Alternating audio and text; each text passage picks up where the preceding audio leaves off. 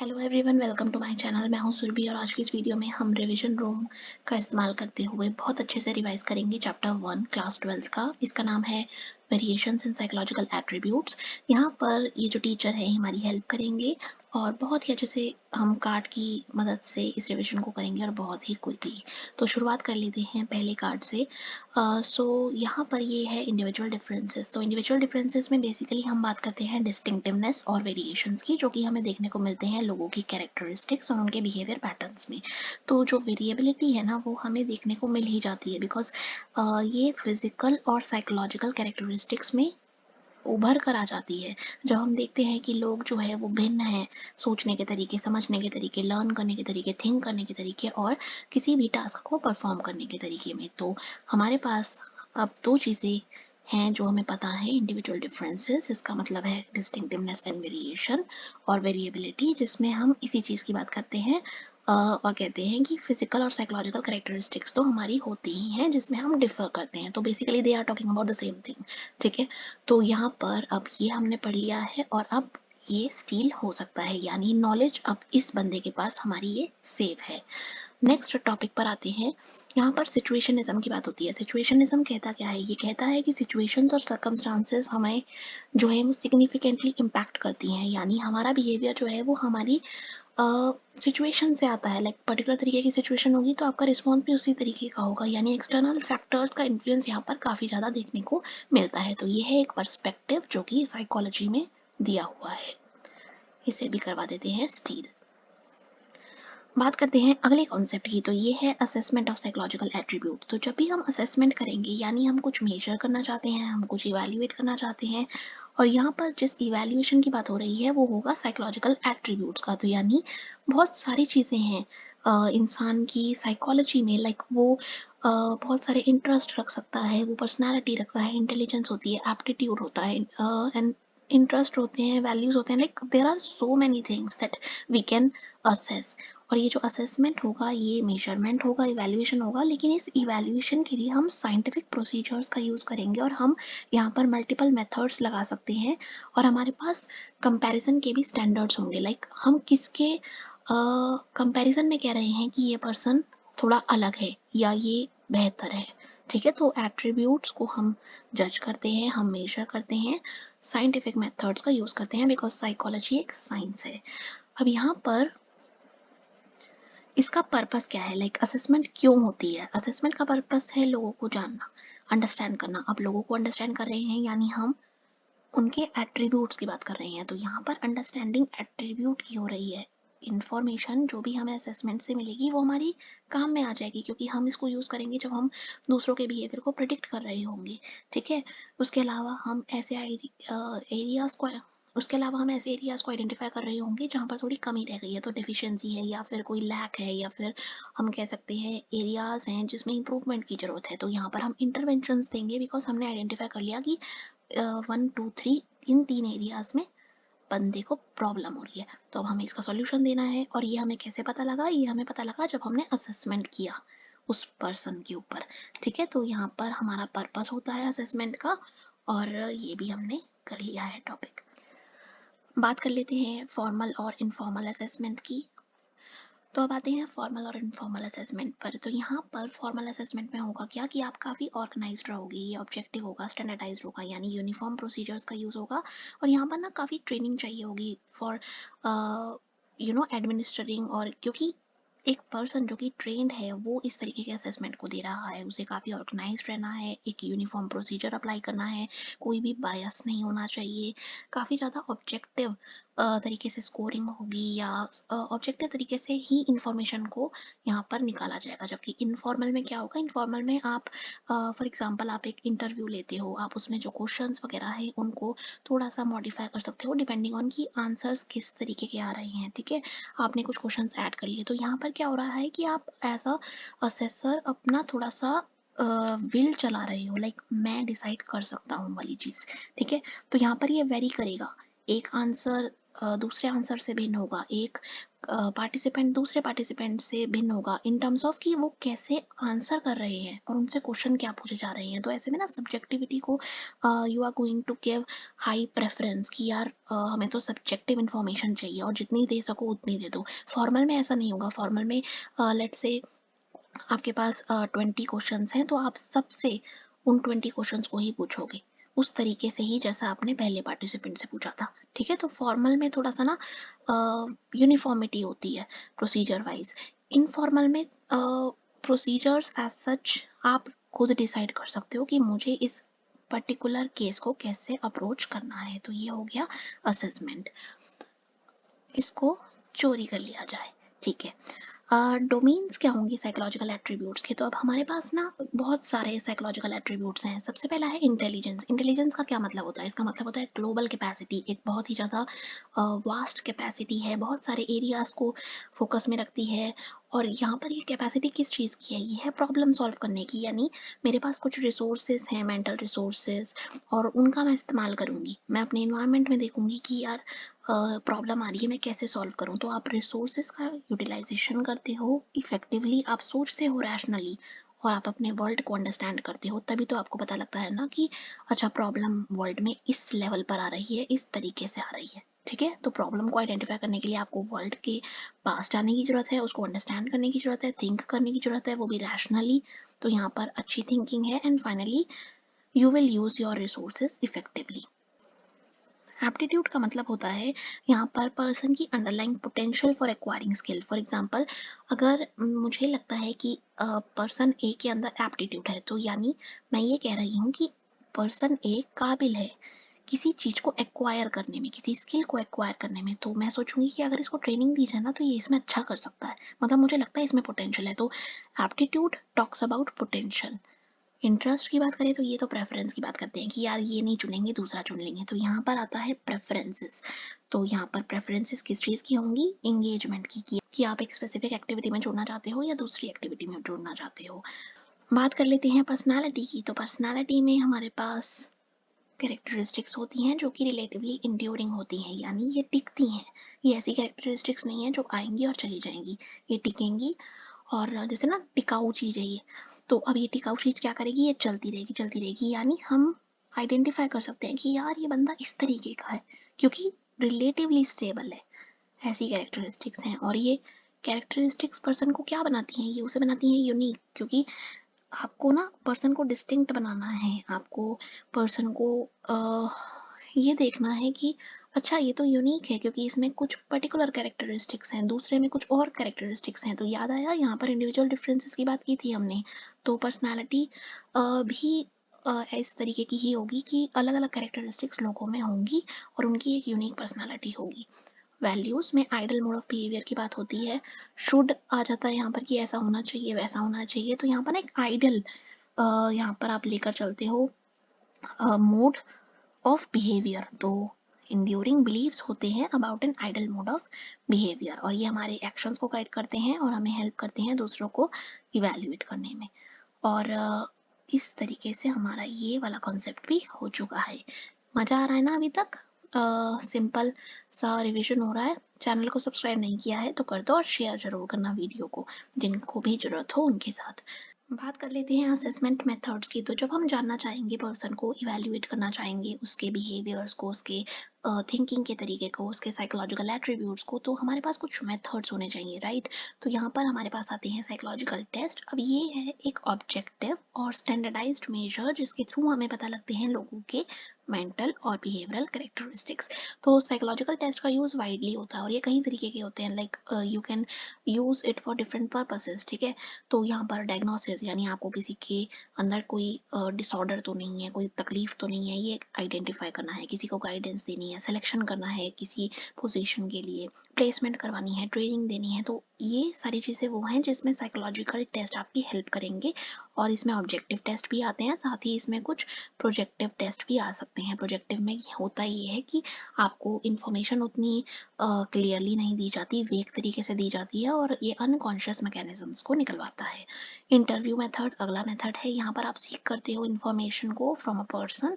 ये 1-to-1 basis पर हो सकता है और यहाँ पर ये यूज़ किया जाता है by counsellors, by employers. Like यहाँ पर इंटरव्यू मेथड में आप इंफॉर्मेशन सीख करोगे तो आप क्वेश्चन पूछोगे और आपका जो इंटरव्यूई है वो आंसर देगा, और जो ये इंटरव्यू होगा इसका गोल होगा जितनी ज़्यादा इंफॉर्मेशन एक टॉपिक पर या किसी भी चीज़ पर पर्सन से निकल सके, जो भी आपका टॉपिक है वो निकलवा लो, ठीक है, ताकि आप उसे अच्छे से जान सको, उसके साइकोलॉजिकल एट्रीब्यूट्स को समझ सको। केस स्टडी में इन डेप्थ स्टडी होती है, आप बहुत अच्छे से जानना चाहते हो पर्सन को, उसकी पूरी हिस्ट्री, उसका इन्वायरमेंट उसे कैसे इन्फ्लुएंस करता है, उसके क्या क्या एट्रीब्यूट्स हैं, उसने किस तरीके से लाइफ को जिया है। फॉर एग्जाम्पल आप यहाँ पर उसकी सोशल लाइफ, उसकी अकेडमिक और अदर एरियाज ऑफ लाइफ आप जानना चाहोगे, बिकॉज ये इन डेप्थ है और एक पर्टिकुलर पर्सन पर हो रही है, ठीक है। तो केस स्टडी का काफ़ी ज़्यादा यूज़ होता है जब हम बहुत डिटेल में इंफॉर्मेशन चाहते हैं। ऑब्जर्वेशन मेथड क्या होता है? ऑब्जर्वेशन मेथड एक ऐसा मेथड है जो कि सिस्टमैटिक होता है, ऑर्गेनाइज होता है, और आप यहाँ पर रिकॉर्डिंग कर रहे होते हो बिहेवियर की जो आपके सामने हो रहा है। तो यहाँ पर आप इंटरफेयर नहीं करते कि यार चलो मेरे से बात करो, नहीं, आप दूर से बैठोगे, देखोगे पर्सन को, नोटिस करोगे उसके बिहेवियर्स को, उसके जो भी चीज़ें वो कर रहा है, एक्शंस को, और ये होगा नेचुरल सेटिंग में। तो यहाँ पर कोई इंटरफेरेंस नहीं है, बस आप हो, वो पर्सन है जिसको आप ऑब्जर्व कर रहे हो, नोटिसिंग हो रही है बिहेवियर, उसका आप देख रहे हो, रिकॉर्ड कर रहे हो, नोट्स ले रहे हो, और ये एक पर्पस के साथ हो रहा है। ये कैजुअल व्यूइंग नहीं है कि दूर बैठे और ताड़ रहे हैं, ये ऐसा वाला नहीं होता। ये एक पर्पस के साथ होता है कि मैं एक पर्टिकुलर बिहेवियर को ऑब्जर्व कर रहा हूँ और वैसे ही देख रहा हूँ जैसे कि पर्सन दिखा रहा है, ठीक है। तो ये हो गया ऑब्जर्वेशन। सेल्फ रिपोर्ट में क्या होता है? सेल्फ रिपोर्ट में पर्सन अपने बारे में फैक्चुअल इन्फॉर्मेशन देता है, वो अपने ओपिनियंस को, बिलीव्स को बता सकता है जो वो अपने बारे में रखता है। ये हम ले सकते हैं इंटरव्यू शेड्यूल्स के थ्रू, क्वेश्चनेयर के थ्रू, टेस्ट के थ्रू, या फिर अगर पर्सन से हम कह दें कि आप अपनी पर्सनल डायरी लिखते हो तो उसके थ्रू हमें कुछ इन्फॉर्मेशन दे सकते हो, तो वो भी हो सकता है। तो सेल्फ रिपोर्ट, अपने बारे में ही जानकारी पर्सन यहाँ पर देगा। तो ये हैं कुछ असेसमेंट मेथड्स। नेक्स्ट कॉन्सेप्ट है इंटेलिजेंस। तो इंटेलिजेंस जो है ये एक ऐसा कंस्ट्रक्ट है जिसको काफ़ी सारे स्कॉलर्स ने पढ़ा है। तो ऑक्सफोर्ड डिक्शनरी ने अलग डेफिनेशन दी है, अल्फ्रेड बिनेट ने अलग दी है, गार्डनर ने अलग दी है, स्टर्नबर्ग ने अलग दिया। तो इतनी सारी डेफिनेशंस हैं, लेकिन इन सभी डेफिनेशंस में आप एक कॉमनैलिटी पाओगे कि यहाँ पर एक कैपेसिटी की बात होती है, और ऐसी कैपेसिटी जो हमारी इन्वायरमेंट से डील करने में हेल्प करती है, ठीक है। तो जैसे ऑक्सफोर्ड डिक्शनरी क्या कहेगी? ये कहेगी कि इंटेलिजेंस जो है वो पावर है, क्या करने की? परसीव करने की, लर्न करने की, अंडरस्टैंड करने की, नो करने की। अल्फ्रेड बिनेट कहेंगे कि ये तो एबिलिटी होती है, जज कर लो अच्छे से, अंडरस्टैंड कर लो और रीजन अच्छे से कर लो, ठीक है। 3 चीजें अच्छे से करनी है, जज well, understand well and reason well. Wechsler ने क्या बोला? इन्होंने बोला ये तो ग्लोबल कैपेसिटी होती है थिंक रैशनली करने की, एक्ट पर्पसफुली, तो यानी पर्पस के साथ एक्ट करना है, अच्छे से सोचना है और डील करना है विद द एनवायरनमेंट। वहीं बात करें गार्डनर और स्टर्नबर्ग की, तो इन्होंने बोला कि हम जब इन्वायरमेंट को देखते हैं, उसमें से इन्फॉर्मेशन लेते हैं, तो एक इंटेलिजेंट पर्सन क्या करेगा? वो अपने इन्वायरमेंट से खाली as a passive learner information नहीं ले लेगा, वो उसको शेप करेगा, वो अपने इन्वायरमेंट को मॉडिफाई करेगा so that it can support. तो यहाँ पर मॉडिफिकेशन एंड शेप हो रहा है इन्वायरमेंट, ना कि केवल अडेप्टेशन की। अच्छा इन्वायरमेंट मिल गया, मैं अडेप्ट कर लेता हूँ। तो यानी पर्सन यहाँ पर काफ़ी एक्टिव है क्योंकि उसके अंदर इंटेलिजेंस है, ठीक है। तो इस तरीके से ये हो गई इंटेलिजेंस की डेफिनेशन। एक कैपेसिटी है जो कि हमारी हेल्प करती है to deal with environment, think अच्छे से करने में, अंडरस्टैंड करने में, रीजन करने में, अडेप्ट करने में अपने इन्वायरमेंट में। तो ग्लोबल कैपेसिटी हो गई ना, ये अच्छे से कितने सारे एरियाज यहाँ पर कवर हो रहे हैं, ठीक है। बात कर लेते हैं थ्योरीज़ की। तो यहाँ पर हमें 2 तरीके की अप्रोचेस देखने को मिलेंगी, एक होंगी साइकोमेट्रिक अप्रोच और एक होंगी information processing approach. Psychometric approach में सबसे ज़्यादा ध्यान रखने वाली बात है कि ये स्ट्रक्चर ऑफ इंटेलिजेंस पे फोकस करती है। इनका कहना होता है कि इंटेलिजेंस क्या है? ये केवल एक एग्रीगेट ऑफ एबिलिटीज़ है और ये हमें इंडिविजुअल की परफॉर्मेंस में दिख जाती हैं ये एबिलिटीज़। और ये जो इंडेक्स है ना, ये single index of cognitive abilities है, यानी पर्सन की performances wide variety of area में दिखेंगी, लेकिन उसके पीछे जो एबिलिटीज़ होंगी ना वो एग्रीगेट ऑफ एबिलिटीज़ होंगी, और वो एग्रीगेट ऑफ एबिलिटीज़ जो होगी वो इंटेलिजेंस को दिखा रही होगी।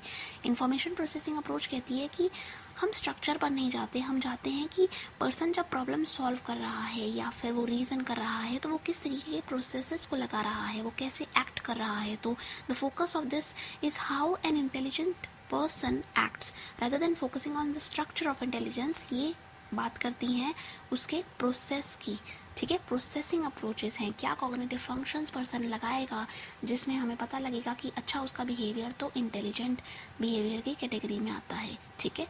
तो यहाँ पर दो तरीके की अप्रोचेस हैं।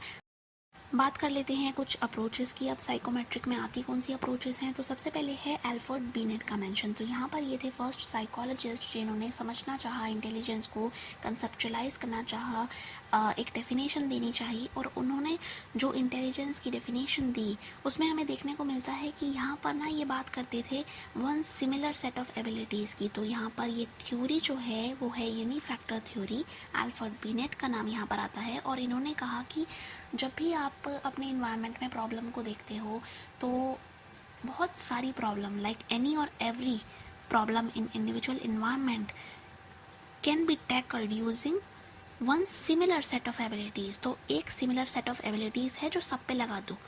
अब ये सुनते ही लोगों ने कहा कि अच्छा ऐसा तो नहीं हो सकता, तो डिस्प्यूट किया गया। जब स्टैटिस्टिकल एनालिसिस किए गए, थोड़ा सा यहाँ पर ना देखने को मिला कि प्रोग्रेस हुई ना, तो उन्होंने पाया कि one similar set of abilities her problem के लिए ऐसा तो हो ही नहीं सकता। तो 1927 में चार्ल्स स्पीयरमैन की टू फैक्टर थ्योरी आती है, जिसमें ये कहा जाता है कि दो फैक्टर्स होते हैं, एक होता है जी फैक्टर, एक होता है एस फैक्टर। जी फैक्टर यानी जनरल इंटेलिजेंस, एस फैक्टर यानी स्पेसिफिक फैक्टर्स। जी फैक्टर में हमारे वो वाले ऑपरेशंस यानी मेंटल ऑपरेशंस आते हैं जो कि कॉमन होते हैं, हर परफॉर्मेंस में हमें दिख जाएंगे, प्राइमरी होते हैं।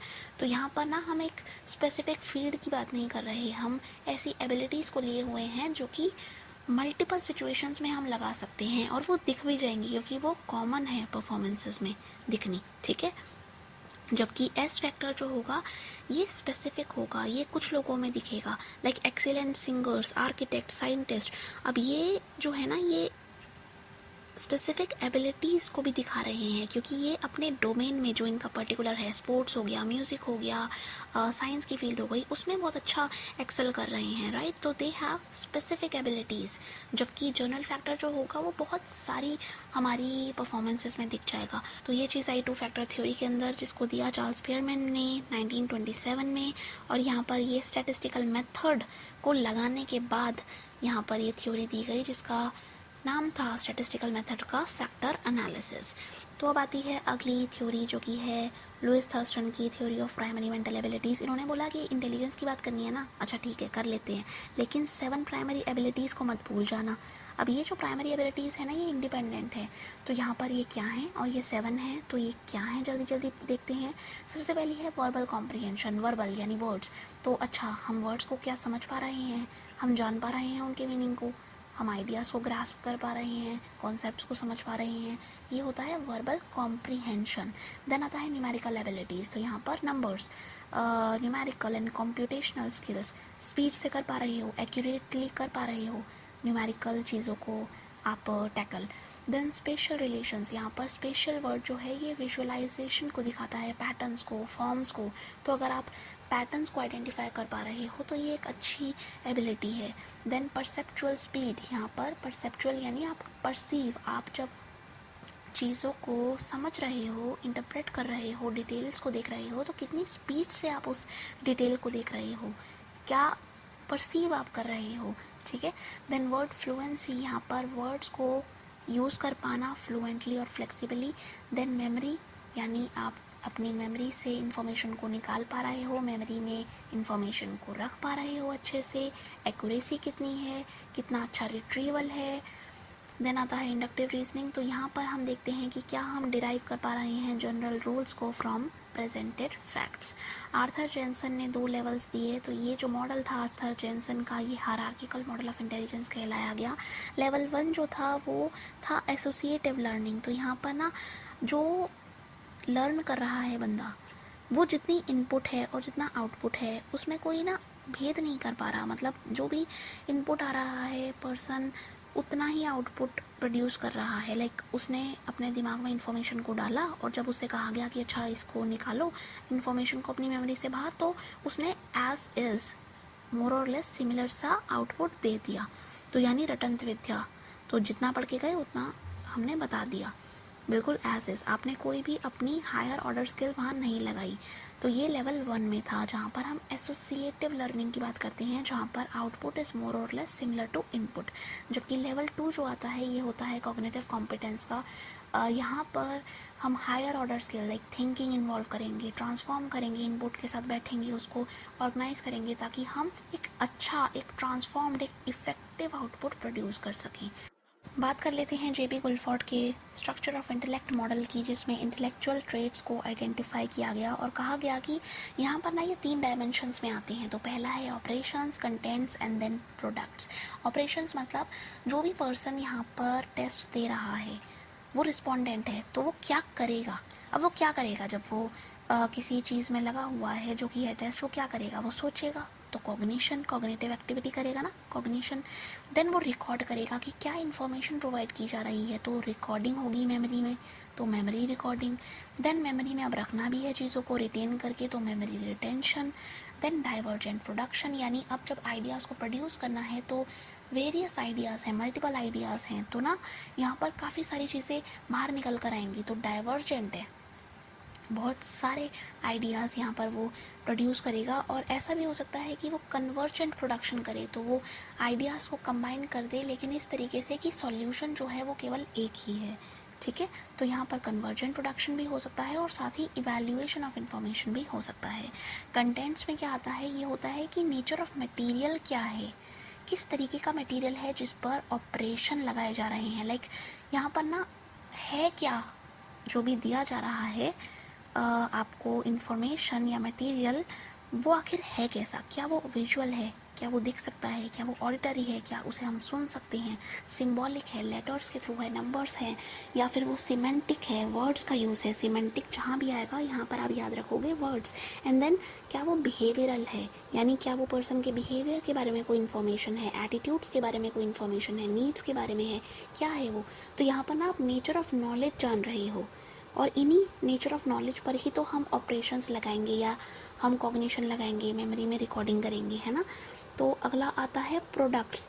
प्रोडक्ट्स मतलब कि ऐसी क्या फॉर्म है जिसमें हम इन्फॉर्मेशन को प्रोसेस कर रहे हैं। तो एज अ रिस्पोंडेंट अगर मैं इन्फॉर्मेशन को प्रोसेस करना चाह रही हूँ, तो क्या मैं छोटी छोटी यूनिट्स बना रही हूँ, क्लासेस बना रही हूँ, रिलेशंस देख रही हूँ कि ये चीज़ इससे जुड़ी हुई है, ये चीज़ दूसरी किसी और चीज़ से जुड़ी हुई है, सिस्टम्स क्रिएट कर रही हूँ, ट्रांसफॉर्मेशंस बना रही हूँ, इम्प्लीकेशंस बना रही हूँ। तो यहाँ पर ना काफ़ी सारी चीज़ें हैं जो रिस्पोंडेंट कर रहा है, और यहाँ पर ये तीनों ही चीज़ें उसी डायमेंशंस को दिखाती हैं जो कि हैं हमारे ऑपरेशंस, कंटेंट और प्रोडक्ट्स। तो यहाँ पर हमारे पास जेबी गुलफोर्ड का ये मॉडल है, और यहाँ पर हमें देखने को मिलते हैं 180 सेल्स, और यहाँ पर हर सेल, यानी हमने क्या किया, हमने हर एक डायमेंशन के जो 6 चीज़ें या 5 चीज़ें बोली गई थी, जैसे कि ऑपरेशंस में cognition, memory recording, memory retention, divergent production, convergent production and evaluation, अब ये कुल मिलाकर हो जाते हैं 6। इसको हम मल्टीप्लाई कर देंगे 5 से। क्यों? क्योंकि कंटेंट्स में हमारे पास चीज़ें आती हैं 5, visuals, auditory, symbolic, semantic, behavioural. Then products में आती हैं हमारे पास 6 चीज़ें जो कि हैं units, classes, relation, system, transformations and implications. तो इन तीनों ही डायमेंशंस में जो जो चीज़ें मैंशनड हैं उसको मल्टीप्लाई करके हमारे पास आता है 6 × 5 × 6, तो आता है आंसर 180 सेल्स। और ईच सेल में जो है ना एटलीस्ट 1 फैक्टर या एबिलिटी है, और हर एक यहाँ पर सेल में मोर देन 1 फैक्टर भी हो सकता है। लेकिन ये जो फैक्टर्स हैं ये डिस्क्राइब हमेशा किए जाएंगे in terms of those 3 dimensions, जो कि थे operations, contents and products. Theory of multiple intelligences, ये बहुत ही आसान थ्योरी है, हॉवर्ड गार्डनर ने दी है, और इनके अकॉर्डिंग क्या था कि मल्टीपल इंटेलिजेंसेस होती हैं। अब इंटेलिजेंस कोई सिंगल एंटिटी तो है नहीं कि अच्छा ठीक है एक तरीके की इंटेलिजेंस एग्जिस्ट करेगी, बस नहीं, तरह तरह की इंटेलिजेंस एग्जिस्ट करेगी। यार लोग इतने सारे हैं, और क्या ये इंटेलिजेंसेस इंडिपेंडेंट है एक दूसरे से? नहीं, ये इंडिपेंडेंट नहीं है, ये इंटरडिपेंडेंट तरीके से वर्क करती हैं और ये बहुत सारे तरीक़ों की हैं।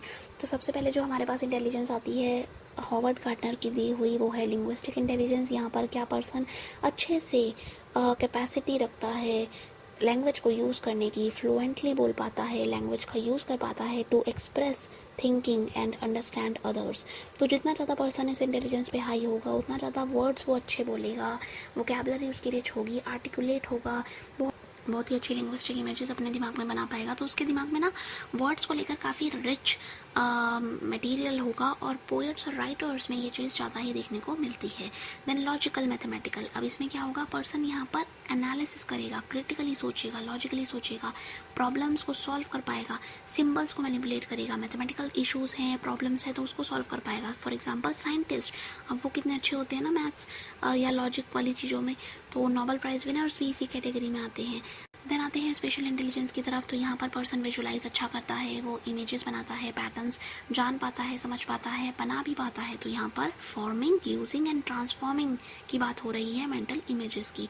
तो पर्सन की अगर ये इंटेलिजेंस हाई है तो वो अपने दिमाग में एक वर्ल्ड बनाएगा, लाइक वो पैटर्न्स को बहुत अच्छे तरीके से अपने दिमाग में रिप्रेजेंट कर पाएगा, जैसे कि पेंटर्स करते हैं, सेलर्स, आर्किटेक्ट्स, पायलट्स, है ना, इंटीरियर डेकोरेटर्स जो होते हैं वो भी हाई होते हैं इस तरीके की इंटेलिजेंस में।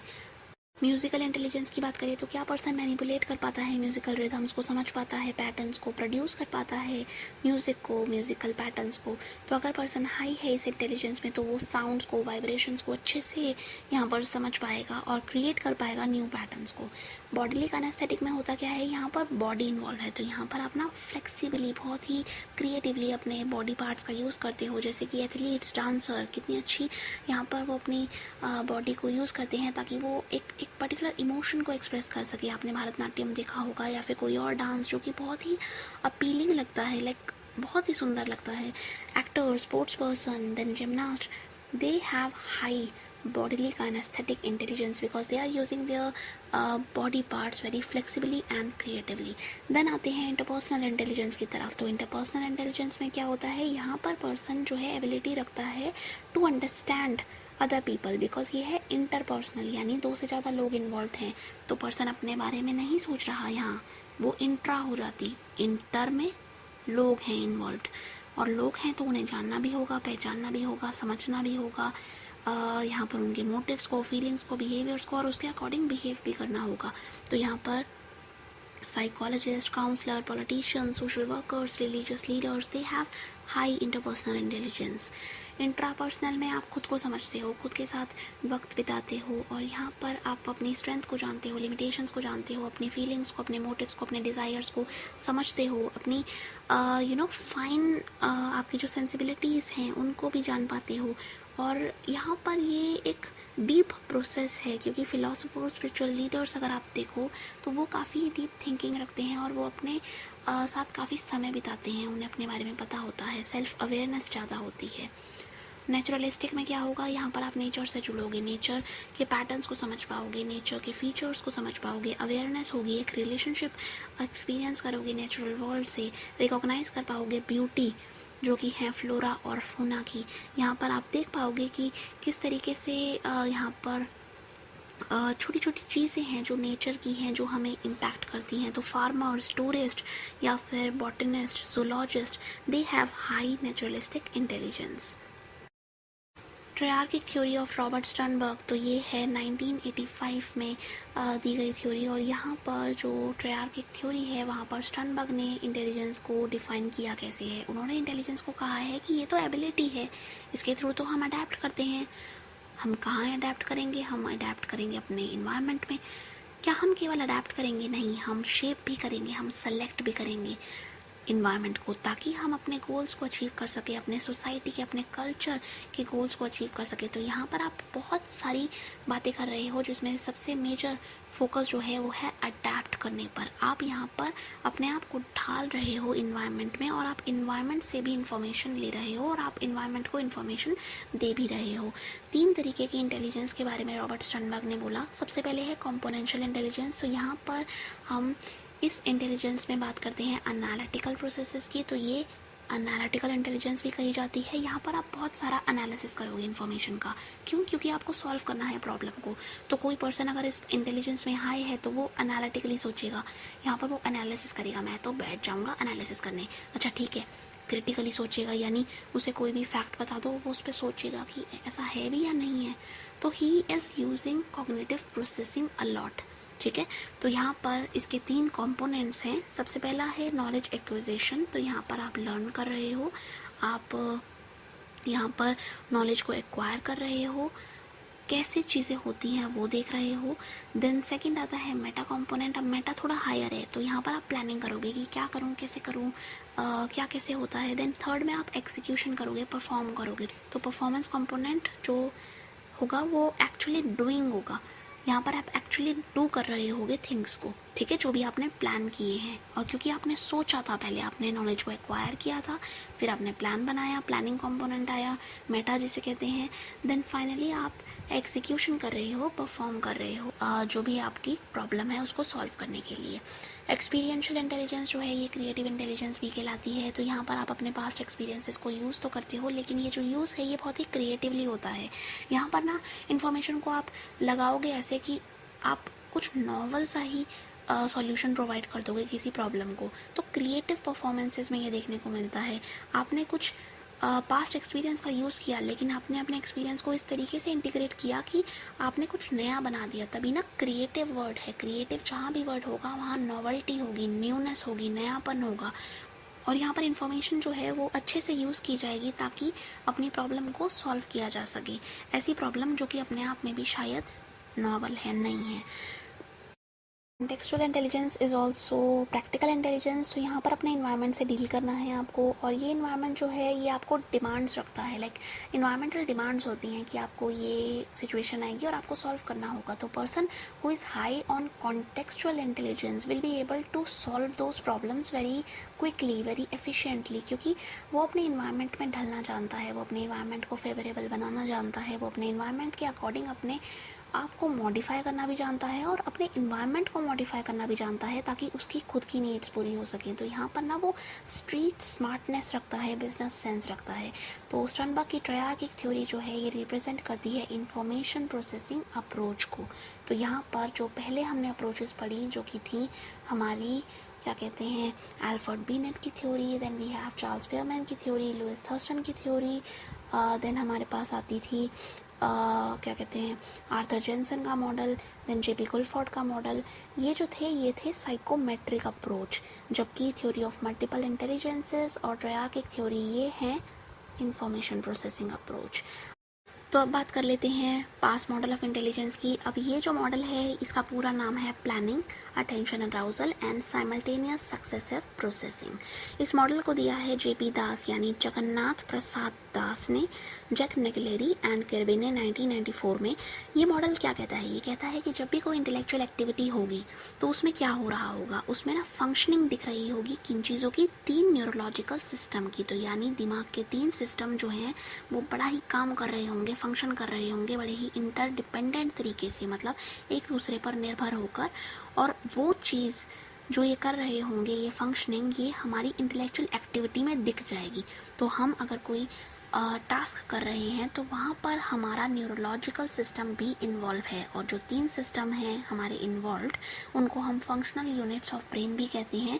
ये क्या क्या करते हैं? ये करते हैं अटेंशन और अराउजल, ये करते हैं प्लानिंग, ये करते हैं प्रोसेसिंग। तो सबसे पहले पढ़ लेते हैं पहला कंपोनेंट जो कि है अटेंशन और अराउजल। तो जब भी स्टेट ऑफ अराउजल होगी तो ये हेल्प करेगी कि आप जाकर ना अटेंड करो। लाइक अराउजल जब होगा ना तो पर्सन एक ड्राइव फील करेगा कि यार जाकर ना उस स्टिमुलस को देखता हूँ या उसकी तरफ बढ़ता हूँ। तो ये जो बढ़ रहा है ना वो उसकी तरफ, उसको अटेंड करने की तरफ, उसको प्रोसेस करने की तरफ, ये इसीलिए हो पा रहा है क्योंकि वो अपनी बॉडी में अराउजल फील कर रहा है, उसे अटेंड करना है चीज़ों को। तो ऑप्टिमल लेवल ऑफ अराउजल चाहिए होगा ताकि वो अटेंशन को दे सके अपनी प्रॉब्लम में। बहुत कम होगा, बहुत ज़्यादा होगा तो अटेंशन हो नहीं पाएगी। एक्यूरेट अमाउंट ऑफ होनी चाहिए अटेंशन भी और अराउजल भी। तो सबसे पहला कंपोनेंट है अटेंशन या अराउजल। तो यहाँ पर अराउजल की स्टेट जो है वो एक ऐसी स्टेट है जो कि पर्सन की रेडीनेस को दिखाती है। ये दिखाती है कि पर्सन ना एक ड्राइव एक्सपीरियंस करेगा कि अपना उस चीज़ की तरफ जाओ, बढ़ो, जो भी आपका गोल है, और आपका गोल यहाँ पर क्या है, आपका गोल है अटेंड करना इन्फॉर्मेशन को, नोटिस करना उसे, डिस्ट्रैक्टर्स को अवॉइड करना, इग्नोर करना।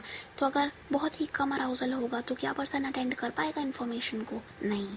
बहुत ज़्यादा होगा तब भी वहाँ पर इंटरफेरेंस होगा। तो इतना होना चाहिए कि ऑप्टिमल लेवल हो। तो arousal should be of optimal level, ताकि person relevant aspect of problem पे फोकस कर सके और उसके अकॉर्डिंग अपने रिसोर्सेज को यूज़ कर सके। नेक्स्ट जो कंपोनेंट है वो है साइमल्टेनियस एंड सक्सेसिव प्रोसेसिंग। तो यहाँ पर दो तरीके की प्रोसेसिंग हो रही है। साइमल्टेनियस में आप इतना याद रखोगे कि आप ना इंटीग्रेट करते हो इन्फॉर्मेशन को, ऑर्गेनाइज करते हो एक पर्टिकुलर तरीके से, ताकि आप मीनिंग दे सको इन्फॉर्मेशन को। आप यहाँ पर रिलेशन देखते हो इन्फॉर्मेशन का, कॉन्सेप्ट्स का, आपस में क्या रिलेशनशिप है। तो अगर मान लो आपको एक टेस्ट दिया जाता है जिसमें एक पैटर्न बना हुआ है और उसका एक पोर्शन जो है वो मिसिंग है, तो आपको ना इंटीग्रेट करना ही पड़ेगा। आपको देखना पड़ेगा कि ये पैटर्न पूरा कैसे हो रहा है। अब मेरे पास मल्टीपल ऑप्शंस हैं कि ये वाला पैटर्न तो नहीं लगेगा, नहीं दूसरा लगेगा या तीसरा लगेगा। तो यहाँ पर ना जब मैं ट्राई कर रही हूँ उस पैटर्न को समझना, तो मैं इंटीग्रेट कर रही हूँ अपनी इन्फॉर्मेशन को और उसके अकॉर्डिंग मैं बेस्ट ऑप्शन को चूज़ कर रही हूँ जो उस डिज़ाइन को कंप्लीट करता है। तो यहाँ पर हमने साइमल्टेनियस प्रोसेसिंग लगाई है जिसमें इंटीग्रेशन ऑफ इन्फॉर्मेशन या फिर ऑर्गेनाइजेशन ऑफ इन्फॉर्मेशन इन्वॉल्व होती है, ताकि हम एक मीनिंगफुल पैटर्न बना सकें। जो टेस्ट मैंने अभी एग्जाम्पल के थ्रू बताया वो था रेवन प्रोग्रेसिव मैट्रिक्स, जहाँ पर आपको डिज़ाइन दिया जाता है जो कि इनकम्प्लीट होता है और आपसे बोला जाता है कि ऑप्शंस हैं आपके पास 6, उसमें से बेस्ट चूज़ करो जो कि उस डिज़ाइन को पूरा कर रहा हो। क्यों? क्योंकि आपसे वो चाहते हैं कि आप मीनिंग को ग्रास्प कर सको, रिलेशनशिप्स को ग्रास्प कर सको जो कि वो फिगर्स दिखा रही हैं। फिर आती है सक्सेसिव प्रोसेसिंग। तो यहाँ पर सक्सेसिव प्रोसेसिंग में हम सीरियल ऑर्डर को मेंटेन करते हैं। हम चाहते हैं कि एक चीज़ का रिकॉल हमें दूसरी चीज़ का रिकॉल करवाए, देन अनदर रिकॉल करवाए। तो यहाँ पर ना इन्फॉर्मेशन को रिमेंबर किया जाएगा लेकिन सीरियली, जैसे कि डिजिट्स, अल्फ़ाबेट्स, मल्टीप्लिकेशन टेबल, ये सारे ही एग्जाम्पल हैं सक्सेसिव प्रोसेसिंग के। फिर जो फाइनल कंपोनेंट हमारे पास आता है वो है प्लानिंग। प्लानिंग में आप क्या करोगे? प्लानिंग में आप प्लान बनाओगे, है ना, एग्जीक्यूट करना चाहोगे उस प्लान को। अगर आप किसी चैलेंज को देखते हो तो आप जब प्लान बनाओगे तो आप सोचोगे ना कि मैं कैसे एक्शन करूँगा या क्या पॉसिबल कोर्सेज ऑफ एक्शन होंगे जो मैं ध्यान में रखूँगा, मैं कैसे अपने टारगेट तक पहुँचूँगा, और अगर ये प्लान फेल हो गया तो कैसे मैं इसको मॉडिफाई करूँगा। तो यहाँ पर ना काफ़ी सारा दिमाग लग रहा है क्योंकि प्लानिंग इन्वॉल्व है। तो पास प्रोसेसेस जो होते हैं वो ऑपरेट होते हैं नॉलेज पर, नॉलेज बेस पर। और ये वाला जो नॉलेज बेस है ये हम कैसे बना सकते हैं? हम ये बना सकते हैं रीडिंग करके, राइटिंग करके, एक्सपेरिमेंट करके, और इन्फॉर्मली भी हम इसे क्रिएट कर सकते हैं इन्वायरमेंट से। कहने का मतलब ये है कि इन्फॉर्मेशन ना आप इन्वायरमेंट से लोगे, ठीक है, ले लिया, लेकिन उस इन्फॉर्मेशन को जब आप अपने दिमाग में रख रहे हो, प्रोसेस कर रहे हो, तो आपके जो पास प्रोसेसेस हैं, पास प्रोसेसेस यानी वो जो 3 प्रोसेसेस थे वो ऑपरेट करेंगे ही करेंगे। तो उन प्रोसेसेस को यानी प्लानिंग को, साइमल्टेनियस सक्सेसिव प्रोसेसिंग को, अटेंशन अराउजल को जानने के लिए हमारे पास एक बैटरी ऑफ टेस्ट है जिसे हम कहते हैं कॉग्निटिव असेसमेंट सिस्टम। इस कॉग्निटिव असेसमेंट सिस्टम को दिया है दास और नेगलेरी ने, और ये जो है ये वर्बल और नॉन वर्बल टास्क से भरा हुआ है। और ये क्या मेजर करता है? ये मेजर करता है बेसिक कॉग्निटिव फंक्शंस को जो कि इंडिपेंडेंटली आते हैं विदाउट एनी स्कूलिंग। तो यहाँ पर आपने लर्निंग नहीं करवाई, ये इंडिपेंडेंट ऑफ स्कूलिंग है। यहाँ पर ये पर्सन के अंदर कॉग्निटिव फंक्शंस हैं और आप उसी चीज़ को मेजर करोगे। और ये किन लोगों की मेजर की जाएगी? ये बैटरी ऑफ टेस्ट जो है वो अप्लाई किया जाएगा 5 से 18 साल तक के इंसानों पर, ठीक है। और ये जो रिज़ल्ट प्रोवाइड करेगा ये बैटरी, ये यूज़ होगा कॉग्निटिव डिफिसिट को आइडेंटिफाई करने में और उनकी रेमेडी प्रोवाइड करने में। तो यानी एक तरीके से आप इसका यूज़ इंटरवेंशन में कर सकते हो, जहाँ पर आप सॉल्यूशन ढूंढ रहे हो कि पर्सन जो है वो सफ़र कर रहा है प्लानिंग के एरिया में, प्रोसेसिंग के एरिया में, टेंशन के एरिया में। तो अब हम क्या कर सकते हैं? हम उसके असेसमेंट के स्कोर के बेसिस पर उसको इंटरवेंशंस या फिर उसको सॉल्यूशन प्रोवाइड कर सकते हैं। अब बात कर लेते हैं इंटेलिजेंस की, कि कैसे इंटेलिजेंस जो है वो इन्फ्लुएंस होता है हमारे इन्वायरमेंट से और हमारे जीन्स से। तो यहाँ पर 2 बातें हो रही हैं, एक है नेचर और दूसरा है नर्चर। नेचर जब भी वर्ड आएगा आपको याद रखना है कि यहाँ पर हेरिडिटरी इन्फॉर्मेशन की, हेरिडिटरी इन्फ्लुएंसेस की बात हो रही है कि कैसे हम अपने माता पिता से इन्फ्लुएंस्ड होते हैं। जब हम इंटेलिजेंस की बात करते हैं तो क्या हम अपने माता पिता के समान ही इंटेलिजेंस रखते हैं या फिर उनसे हम थोड़े डिफ़र करते हैं। और अगर हम डिफ़र करते हैं तो क्या उसमें इन्वायरमेंट का रोल तो नहीं है कि इन्वायरमेंट में कुछ ऐसे फैक्टर्स थे जिसने हमारी इंटेलिजेंस को बहुत ही ज़्यादा बूस्ट कर दिया, या फिर कुछ ऐसे फैक्टर्स थे जिसने हमारी इंटेलिजेंस को बहुत ही ज़्यादा लो कर दिया, डिफिसिट वहाँ पर आ गए। तो यहाँ पर ये जो इंटरप्ले है ये चलता है between nurture and nature. Nature यानी हेरिडिटी, नर्चर यानी हमारा इन्वायरमेंट। तो ऐसा माना गया है कि एविडेंस है हमारे पास जेनेटिक इन्फ्लुएंस का, और ये जो एविडेंस है ये आता है ट्विन स्टडीज से या फिर अडॉप्टेड चिल्ड्रन जो होते हैं उनसे। तो अब हमारे पास काफ़ी सारे कोरिलेशन की वैल्यूज़ हैं, और ये कोरिलेशन की वैल्यूज़ हमें क्या दिखाती हैं, ये हमें दिखाती हैं कि इंटेलिजेंस कितनी ज़्यादा सिमिलर होगी अगर हम बात करें ट्विंस की, कितनी डिसिमिलर होगी अगर हम बात करें सिबलिंग्स की, क्योंकि वहाँ पर हमारे पास डिफरेंसेस ज़्यादा हैं, सिमिलैरिटीज़ कम है, राइट। तो ट्विंस जो होते हैं वो एक जैसे होते हैं, है ना, वो आइडेंटिकल जेनेटिकल मटेरियल को लिए हुए होते हैं। तो अगर ऐसे ट्विंस हैं जो कि आइडेंटिकल हैं, तो अगर उन्हें साथ पाला जाता है तो उनका जो इंटेलिजेंस होगा वो सिमिलर सा ही होगा। तो जो वैल्यू निकल कर आएगी वो होएगी 0.90। बहुत हाई कोरिलेशन है ये। कोरिलेशन यानी एक ऐसा मेथड जो कि हमें रिलेशनशिप बताता है बिटवीन टू वेरिएबल्स, ठीक है। तो यहाँ पर ये रेंज कर सकता है ±1 में। तो अब यहाँ पर हमारे पास ये जो रेंज आ रही है ये है 0.90 विच इज़ क्लोज टू 1, ठीक है। तो ये हाई कोरिलेशन है, और ये आइडेंटिकल ट्विंस में देखा गया है कि उनकी इंटेलिजेंस जो है वो अपने एक दूसरे से सिमिलर होती है, क्योंकि वो पाले भी साथ ही जा रहे हैं और वो आइडेंटिकल भी हैं जेनेटिक मटेरियल वाइज। तो वो वाले ट्विंस जो कि सेपरेट हो गए अर्ली इन चाइल्डहुड, वो भी सिमिलैरिटीज़ दिखाएंगे अपनी इंटेलेक्चुअल फंक्शनिंग में, राइट। तो उनका जो यहाँ पर कोरिलेशन रहेगा वो थोड़ा सा कम हो जाएगा, वो हो जाएगा 0.72, ठीक है। अब हमारे पास आते हैं फ्रेटर्नल ट्विंस। फ्रेटर्नल ट्विंस कौन से होते हैं? ये वो होते हैं जो कि केवल 50% ऑफ शेयर करते हैं जीन्स का।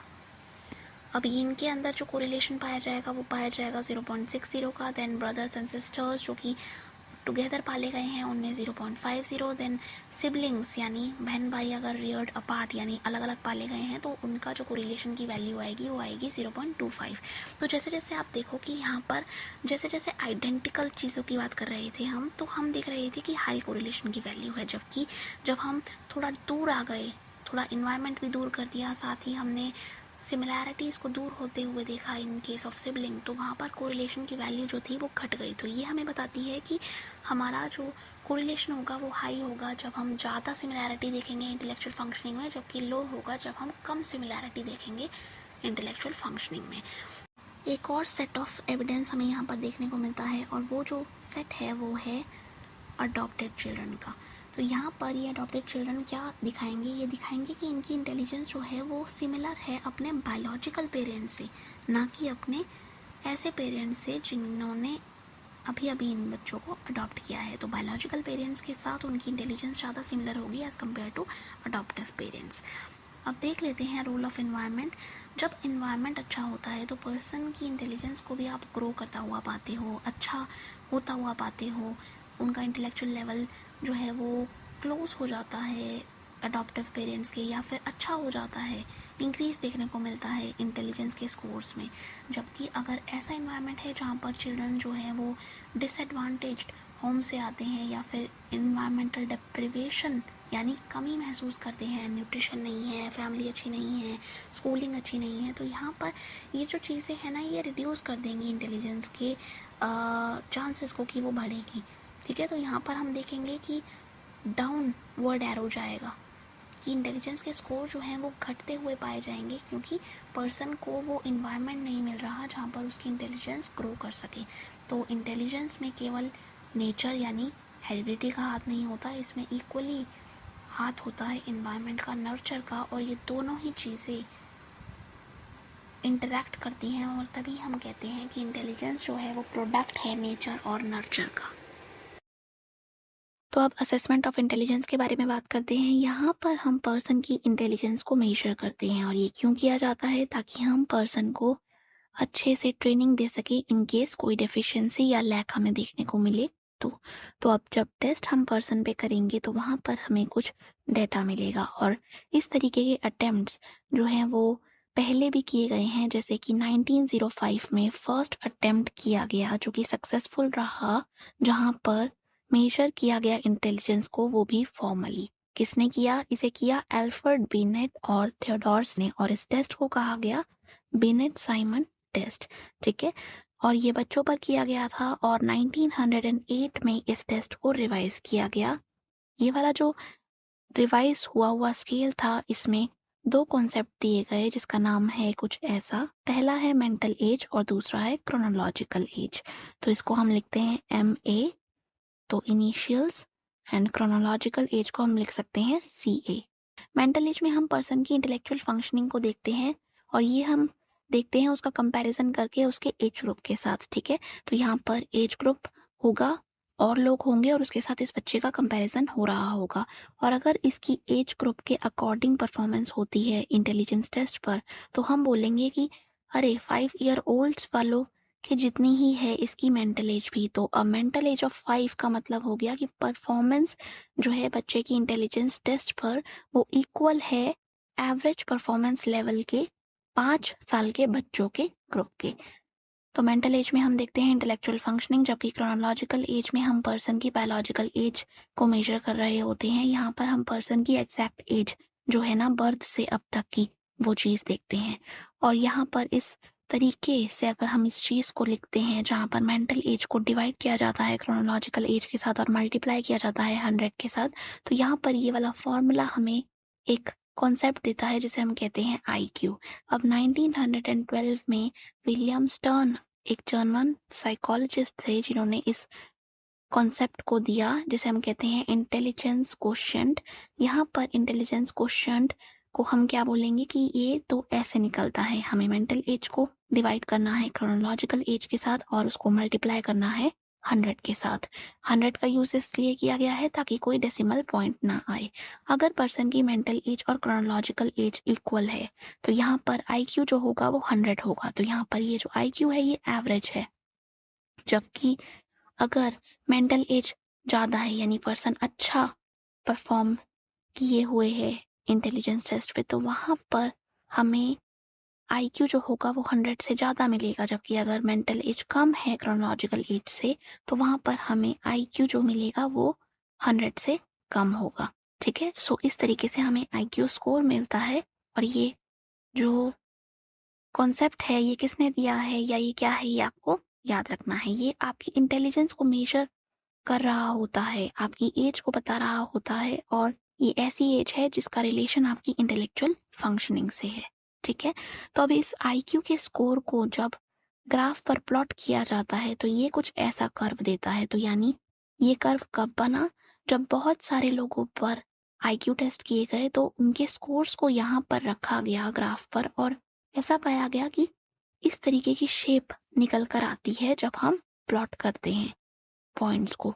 और यहाँ पर ये जो बीच का हिस्सा है ये दिखाता है कि पर्सन की परफॉर्मेंस जो है वो एवरेज लेवल की होगी यहाँ पर। ठीक है, सो मेजॉरिटी जो होगी वो यहाँ पर ही फॉल करेगी और बीच में होगा हमारा मीन। तो यहाँ बीच में हमारा मीन आ जाता है, जबकि साइडों में होते हैं एक्सट्रीम। तो ये कुछ रेंज है IQ की।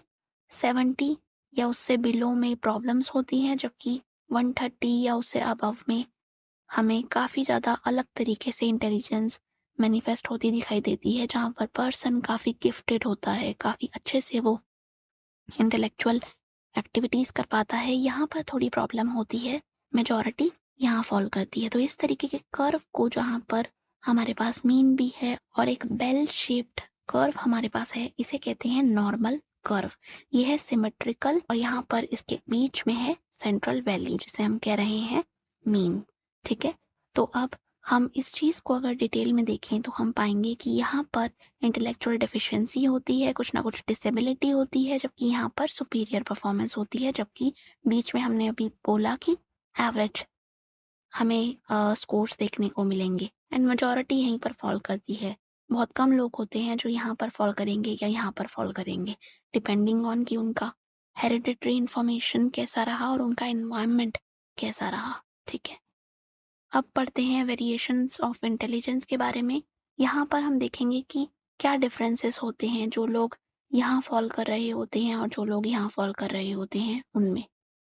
तो सबसे पहले डिस्कस करते हैं वो वाली साइड जहाँ पर पर्सन को डेफिशिएंसी हो सकती है। तो ये जो है ये वाला एरिया हमें दिखा रहा था कि आईक्यू जो होगा वो बिलो 70 होगा। अब इंटेलेक्चुअल फंक्शनिंग जो है वो रिड्यूस हो गई है और ये वाली रिडक्शन जो है उसका हमें असर दिखेगा पर्सन के लाइफ पर, उसके एकेडमिक्स पर, सोशल पर, उसके सेल्फ केयर से रिलेटेड बिहेवियर कैसी हैं, जॉब वो ले पा रहा है या नहीं ले पा रहा है, मैरिज, चिल्ड्रन और भी बहुत सारी चीज़ें। तो जो जो एरियाज है ना लाइफ के वो सारे ही इन्फ्लुएंस हो जाते हैं जब हम बात करते हैं आईक्यू की। और अगर ये बिलो है 70 से तो यहाँ पर हम बोलेंगे कि पर्सन को इंटेलेक्चुअल डिसेबिलिटी हो सकती है क्योंकि उसका जो आईक्यू है, उसका जो इंटेलेक्चुअल फंक्शनिंग है वो सिग्निफिकेंटली सब एवरेज है। और इसके अलावा हमें देखने को मिल रहे हैं डिफिसिट यानी कमियां उसके अडेप्टिव बिहेवियर में। अडेप्टिव बिहेवियर का मतलब होता है पर्सन की कैपेसिटी कि क्या वो अगर उसको अकेला छोड़ा जाए तो वो एडजस्ट कर पाएगा या नहीं, अपने इन्वायरमेंट में अडेप्ट कर पाएगा या नहीं। बहुत सारी डिमांड्स होती हैं इन्वायरमेंट में जो हमें पूरी करनी होती हैं, कुछ डिसीजंस लेने होते हैं, कुछ ना कुछ चेंजेस करने होते हैं, अपने अकॉर्डिंग मॉडिफाई करना होता है। आपको याद है ना स्टर्नबर्ग की डेफिनेशन इंटेलिजेंस की, उन्होंने बोला था कि अडेप्ट करते हो, इन्वायरमेंट को शेप करते हो। तो यहाँ पर जब ये प्रॉब्लम्स आ रही हैं जहाँ पर आईक्यू भी 70 से लो है तो पर्सन शायद वो डिसीजंस ना ले पाए, वो सेल्फ केयर अच्छे से ना कर पाए, वो कम्युनिकेशन अच्छे से ना कर पाए। तो ये वाले डिफिसिट जो होंगे ये इन्वायरमेंट से डील करने की एबिलिटी को इन्फ्लुएंस कर देंगे। और ये वाला डेफिसिट हमें कब दिखना चाहिए या ये वाला चीज़ आइडेंटिफाई कब होनी चाहिए? ये होनी चाहिए 0 से लेकर 18 साल तक के बीच में। तो पेरेंट्स को अपने बच्चों में ये चीज़ दिख जाएगी इन केस बच्चा जो है सफ़र कर रहा है इंटेलेक्चुअल डिसेबिलिटी से, जिसमें 3 चीज़ें आप याद रखोगे: IQ below 70, deficits in adaptive behavior and इस चीज को देख पाना, ऑब्जर्व कर पाना बिटवीन ये वाली एज रेंज 0 से 18 ईयर्स जो कि कहलाते हैं डेवलपमेंटल पीरियड। यहाँ पर पर्सन का अगर इंटेलेक्चुअल डिसेबिलिटी आ जाता है तो वहाँ पर उसको हेल्प दी जाती है। इंटेलेक्चुअल डिसेबिलिटी में जो ये एरियाज हैं ये आप ध्यान में रख सकते हो। बात करें इन लेवल्स की डिटेल में तो यहाँ पर हम केस स्टडी का सहारा ले सकते हैं। यहाँ पर माइल्ड इंटेलेक्चुअल डिसेबिलिटी है अगर पर्सन को तो आईक्यू की रेंज रहेगी 55 से 70। यहाँ पर पर्सन अपने आप को मैनेज कर पाएगा कुछ हद तक, प्रॉब्लम्स उतनी नहीं होंगी, थोड़ी बहुत होंगी बट एक्स्ट्रा गाइडेंस की ज़रूरत अगर पड़े भी तो वो इतनी मेजर नहीं होगी। वो ड्रेस अपने आप को कर सकता है तो सेल्फ केयर है, स्पीच भी क्लियर है, अकेडमिकली भी वो 6th ग्रेड तक पढ़ सकते हैं या फिर बेसिक इंस्ट्रक्शंस भी हैं यहाँ पर इस पर्सन की और क्लोज फ्रेंड्स भी हैं, एंजॉय करते हैं सोशलाइजिंग। सो यहाँ पर अभी जो इंटेलेक्चुअल डेफिशिएंसी है वो उतनी मेजर नहीं है, इसके भी अपने स्ट्रगल्स होंगे लेकिन जैसे जैसे आप आगे जाओगे ना आप देखोगे कि यहाँ पर सेल्फ केयर में कमी आने लग गई। यहाँ पर अटेंड जो बच्चा स्कूल कर रहा है वो 2nd ग्रेड तक कर रहा है तो लिटरेसी में प्रॉब्लम्स हैं, अपने आप सेल्फ केयर नहीं हो पाती अगर वो कॉम्प्लेक्स हो तो सुपरविजन चाहिए होता है। देन अगर सिवियर हो जाती है तो यहाँ पर तो बहुत सिंपल टास्क भी पर्सन नहीं कर पाता, अटेंड नहीं कर पाता स्कूल, फ्रेंड्स नहीं होते उतने, सोशल इंटरेक्शन नहीं हो पाता, इंडिपेंडेंटली रहना मुश्किल होता है, कांस्टेंट सपोर्ट चाहिए होता है। और प्रोफाउंड जिसमें आईक्यू इज बिलो 20, यहाँ पर तो आप इमेजिन करो कि किस तरीके से लॉस पर्सन एक्सपीरियंस करेगा क्योंकि वहाँ पर ना तो एबिलिटी है कम्युनिकेट करने की, ना ही सेल्फ केयर से रिलेटेड कुछ हो पा रहा है, अकेडमिक स्किल्स भी नहीं ऑब्टेन कर पाएगा पर्सन। बहुत ज़्यादा सुपरविजन की ज़रूरत होगी और हमेशा ही डिपेंड रहेगा पर्सन पे, इंडिपेंडेंट फंक्शनिंग यहाँ पर नहीं हो पाएगी और हो सकता है बेड रिटर्न भी रहे। अगला जो एक्सट्रीम हमारे पास आता है वो है इंटेलेक्चुअल गिफ्टेडनेस। यहाँ पर जो ऐसे इंडिविजुअल्स होते हैं जिनका आईक्यू जो है वो 130 या उसके अबव है, वो लोग काफ़ी ज़्यादा अच्छी सक्सेस ऑब्टेन कर लेते हैं। हम बात करें ऑक्यूपेशनल सक्सेस की तो लाइफ एडजस्टमेंट भी उनकी हो जाती है। कुछ ना कुछ प्रॉब्लम्स तो यहाँ पर भी आती हैं लेकिन उस लेवल तक की नहीं आती जितना कि हमने इस एरिया में देखी जहाँ पर इंटेलेक्चुअल डेफिशिएंसी थी। अब जो टर्म है गिफ्टेडनेस, उसका क्या मतलब है? गिफ्टेडनेस का मतलब होता है पर्सन की एक ऐसी जनरल एबिलिटी जो कि एक्सेप्शनल है, बहुत ही अच्छी एबिलिटी है पर्सन की जो कि दिख रही है उसकी परफॉर्मेंस में। और यहाँ पर परफॉर्मेंस किस चीज़ में? बहुत सारे एरियाज में। तो आप इस चीज़ को ऐसे ले सकते हो कि पर्सन जो है वो गिफ्टेड है। क्यों? क्योंकि वो काफ़ी सारे एरियाज में सक्सेस हासिल कर रहा है।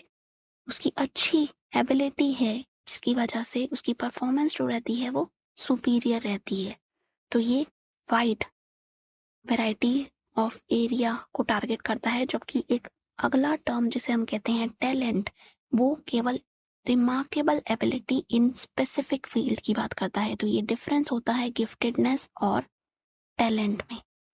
तो अगर पर्सन गिफ्टेड है तो यहाँ पर उसे आईक्यू बहुत अच्छा मिला हुआ है, उसकी परफॉर्मेंस काफ़ी अच्छी होने वाली है।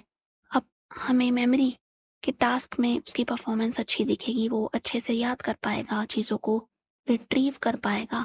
देन इंट्रिंसिक मोटिवेशन भी हाई हो सकता है कि आप किसी एक्टिविटी को करोगे तो वो आप इंजॉय कर सकते हो, आपको किसी एक्सटर्नल रिवॉर्ड की ज़रूरत नहीं पड़ेगी। तो जो लोग गिफ्टेड होते हैं उनमें इंट्रिंसिक मोटिवेशन भी देखा जाता है। प्रोसेसिंग काफ़ी फास्ट हो जाती है, इंफॉर्मेशन को एकदम से वो प्रोसेस कर लेंगे। थिंक करते हैं आउटसाइड द बॉक्स, नए नए आइडियाज़ लेकर आते हैं, नॉवेल्टी होती है। क्रिएटिविटी वहाँ पर हमें देखने को मिल सकती है कुछ हद तक। लैंग्वेज की स्किल्स काफ़ी अर्ली डेवलप होने लग जाती हैं। लैंग्वेज और इंटेलिजेंस का थोड़ा सा लिंक है तो वो चीज़ भी यहाँ पर दिखती है। एंड डिस्क्रिमिनेशन की एबिलिटी भी होती है जिसमें हम स्टिमुलस के बीच में डिफरेंस देख पाते हैं। और यहाँ पर ऐसे लोग जो होते हैं इनकी हाई सेल्फ एस्टीम होती है, इनके प्रेफ़रेंस रहते हैं कि हम अकेले ही कोई टास्क कर लेंगे। काफ़ी ज़्यादा एक्टिविटीज़ ये करते हैं और उसमें ये अकेले उस चीज़ को करना ज़्यादा पसंद करते हैं एज़ कम्पेयर टू लोगों के साथ। तो अब यहाँ पर 3 चीज़ें आप याद रखोगे जो कि है एबिलिटी, क्रिएटिविटी एंड कमिटमेंट। सो अब अगला जो टॉपिक है वो है टाइप्स ऑफ इंटेलिजेंस टेस्ट। अब यहाँ पर हमारे पास काफ़ी सारे टाइप्स देखने को मिलते हैं। ये वाला क्लासिफिकेशन किया जा सकता है ऑन द बेसिस ऑफ कि कैसे उस टेस्ट को एडमिनिस्टर किया जा रहा है। क्या वो एक इंसान पर किया जा रहा है या वो एक ही टाइम पर मल्टीपल लोगों पर टेस्ट कंडक्ट किया जा रहा है। इसके अलावा क्या वो वर्बल है, उसके लिए आपको कुछ ना कुछ लिटरेसी चाहिए। वो परफॉर्मेंस टेस्ट तो नहीं है जहाँ पर आपको लिटरेसी की इतनी ज़रूरत नहीं है, या फिर वो किसी और टाइप का तो नहीं है। उसके अलावा हमारा ये भी एक बेस रहता है कि क्या हमारा टेस्ट किसी एक कल्चर को फेवर कर रहा है दूसरे को छोड़कर या नहीं। तो कल्चर को लेकर वो फेयर है या कल्चर को लेकर वो बायस्ड है। तो बात करते हैं इंडिविजुअल टेस्ट की। यहाँ पर एक टाइम पर एक ही पर्सन पर इंटेलिजेंस का टेस्ट किया जा सकता है। ये जब टेस्ट कंडक्ट किया जाता है तो पर्सन के साथ रेपो बनाने का टाइम मिल जाता है। रेपो मतलब आप पर्सन के साथ बैठते हो, बात करते हो, उसको कंफर्टेबल महसूस कराते हो, कुछ ना कुछ यहाँ पर आप ट्रस्ट स्टैब्लिश कर रहे होते हो, अटेंशन देते हो उसकी फीलिंग्स को लेकर, मूड कैसा है और वो कैसा बिहेव कर रहा है throughout this conduction. Then personalised approach रहती है। अगर वो कोई क्वेश्चन पूछे तो आप डायरेक्टली उस चीज़ को आंसर कर सकते हो। तो ये जो है ये 1 टू 1 बेसिस पर होता है। तो इंडिविजुअलाइज्ड रिस्पॉन्सेज आते हैं, डायरेक्ट इंटरेक्शन होता है। तो काफ़ी ज़्यादा अच्छा ये टेस्ट रहता है क्योंकि यहाँ पर सारी चीज़ें हो रही हैं वो वाली जिसके थ्रू हम जान सकते हैं कि एक्चुअल में पर्सन कैसे परफॉर्म कर रहा है टास्क पर। तो रैपिड जो है ये एक वर्ड है जिसके थ्रू आप ये याद कर सकते हो कि इंडिविजुअल टेस्ट में होता क्या है। बात करें ग्रुप टेस्ट की तो यहाँ पर एक इंडिविजुअल नहीं होता बल्कि मल्टीपल इंडिविजुअल्स पर टेस्ट किया जाता है। ये एक ग्रुप सेटिंग में होता है तो यहाँ पर साइमल्टेनियस एडमिनिस्ट्रेशन आपको देखने को मिलेगा कि सबको टेस्ट पकड़ा दिए। देन रिटन फॉर्मेट, क्योंकि एक एक बंदे पर जाकर उससे पूछो, उससे बात करो, वो चीज़ पॉसिबल नहीं है। इम्पर्सनल असेसमेंट होता है, इंटरेक्शंस बहुत ही ज़्यादा कम होता है और टाइम एफिशिएंसी इसमें देखी जा सकती है। मतलब यहाँ पर आपका टाइम बचेगा, आपने इतने सारे डाटा को कलेक्ट कर लिया बहुत ही कम समय में। तो यहाँ पर जो फॉर्मेट होगा वो तो एमसीक्यू का रह सकता है, रिटर्न रह सकता है, लेकिन यहाँ पर एक चीज़ जिसमें आप सफ़र करते हुए पाए जाओगे वो होगा कि आपको पता नहीं चल पाएगा कि पर्सन ने किस मूड के साथ कैसे स्थिति में ये वाला टेस्ट दिया है। तो वहाँ पर इस चीज़ को लेकर आप थोड़ा सा लैक महसूस कर सकते हो जो कि नहीं था इंडिविजुअल टेस्ट में। बात करें वर्बल टेस्ट की तो यहाँ पर कुछ ऐसे टेस्ट हो सकते हैं जो कि फुली वर्बल हों। ये ऐसे टेस्ट होंगे जहाँ पर पर्सन को वर्बल रिस्पॉन्सेस देने पड़ेंगे। कैसी फॉर्म में, या तो वो इस चीज को बोल सकता है तो ओरली, या फिर रिटर्न फॉर्म में। और ये उन्हीं पर किए जा सकते हैं जो कि पढ़े लिखे हैं। तो ये है डिग्री वाली टोपी, जिसे आप याद रखोगे कि ये है वर्बल टेस्ट, जिसको पढ़े लिखे लोग दे सकते हैं, क्योंकि इसमें रिक्वायरमेंट है कि पर्सन जो है वो वर्बल रिस्पॉन्सेस देगा। सो आप कंसीडर करते हैं नॉन वर्बल टेस्ट को, तो यहाँ पर कोई ऐसी रिक्वायरमेंट नहीं होती कि आप वर्बल रिस्पॉन्सेस ही दोगे, आपको लिटरेट होना ही चाहिए। यहाँ पर आप इंसान को पैटर्न्स दिखाते हो और इनकम्प्लीट पैटर्न्स दिखाकर आप उससे पूछते हो कि कौन सा पैटर्न आपने अभी देखा था। तो अगर वो अच्छे से बता पाता है तो यानी वो नॉन वर्बल टेस्ट को अच्छे से कर रहा है, क्योंकि यहाँ पर ना तो वो वर्बल डिस्क्रिप्शन दे रहा है, वो बस आइडेंटिफिकेशन कर रहा है और अपनी इंटेलिजेंस का परिचय दे रहा है। तो रेवन प्रोग्रेसिव मैट्रिक्स जो है वो एग्जाम्पल है नॉन वर्बल टेस्ट का। परफॉर्मेंस टेस्ट के केस में पर्सन को कोई भी एज सच वर्बल डिस्क्रिप्शन नहीं देना होता, जैसे कि हमने देखा वर्बल टेस्ट में। यहाँ पर परफॉर्मेंस एस्पेक्ट आता है। वो कैसे आएगा? जब आप पर्सन को कोई टास्क दोगे और बोलोगे कि ये वाला टास्क करो, जब पर्सन उस चीज को कर रहा होगा तो वहां पर इंफॉर्मेशन को मैनिपुलेट करेगा वो, और जब वो ऐसा करेगा तो अपनी इंटेलिजेंस को दिखा रहा होगा। ठीक है, सो ये है हमारे परफॉर्मेंस टेस्ट। एक और कैटेगरी आती है जिसे हम कहते हैं कल्चर से रिलेटेड कैटेगरी। यहाँ पर आप ये देखते हो कि हमारा इंटेलेक्चुअल फंक्शनिंग को चेक करता हुआ इंटेलिजेंस टेस्ट कहीं बायस्ड तो नहीं है। तो ये जो टर्म है ना बायस्ड, इसका मतलब ये है कि कहीं हमारा टेस्ट ऐसा तो नहीं कर रहा कि वो एक पर्टिकुलर कल्चर को बहुत फेवर कर रहा हो और दूसरे को थोड़ा सा ऐसे देख रहा हो कि वहां पर वो एक्यूरेट स्कोर ना दे और डिस्क्रिमिनेशन करता हुआ पाया जाए। ठीक है, कल्चर बायस्ड टेस्ट में जो चीजें होंगी उसको आप याद रख सकते हो कल्चर वर्ड को याद करके। तो सबसे पहले वहां पर होंगे culture dependent items.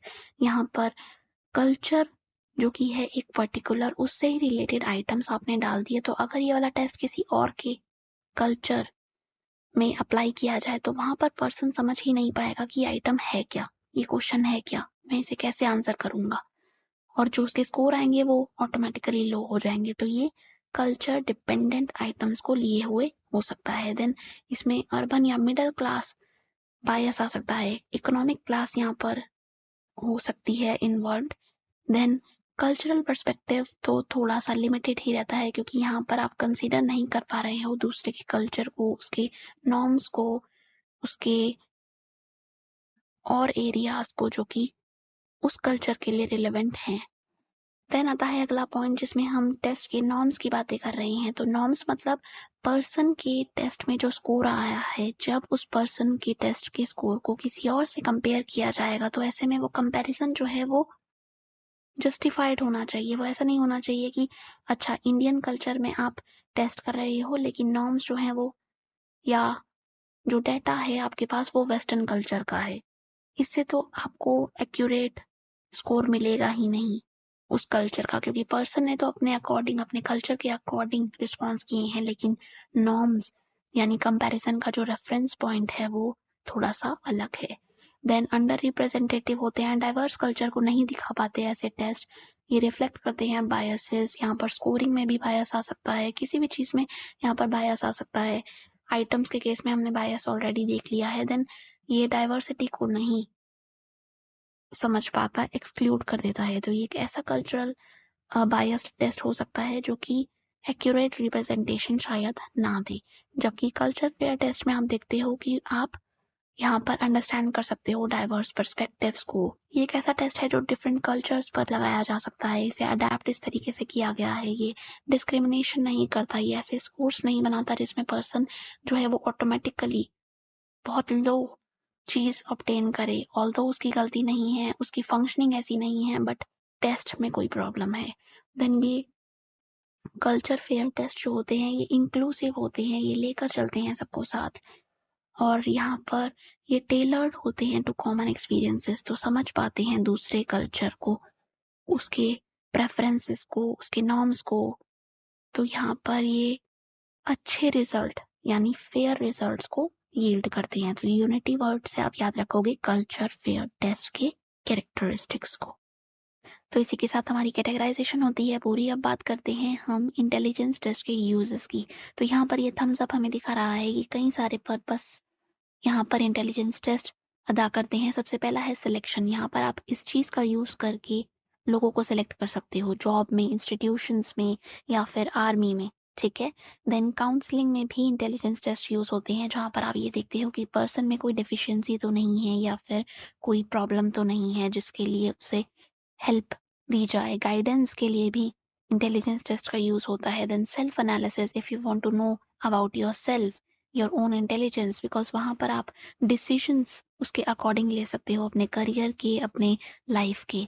And finally diagnosis, तो यहाँ पर वही चीज़ कि पर्सन के साथ कोई प्रॉब्लम तो नहीं है। मैं बात कर रही हूँ मानसिक बीमारियों की। तो इतने सारे यूजेस जो हैं वो इंटेलिजेंस टेस्ट के होते हैं और ये डेफिनेटली थम्स अप के लायक हैं। अरे ये क्या, यहाँ पर तो शायद कुछ प्रॉब्लम है।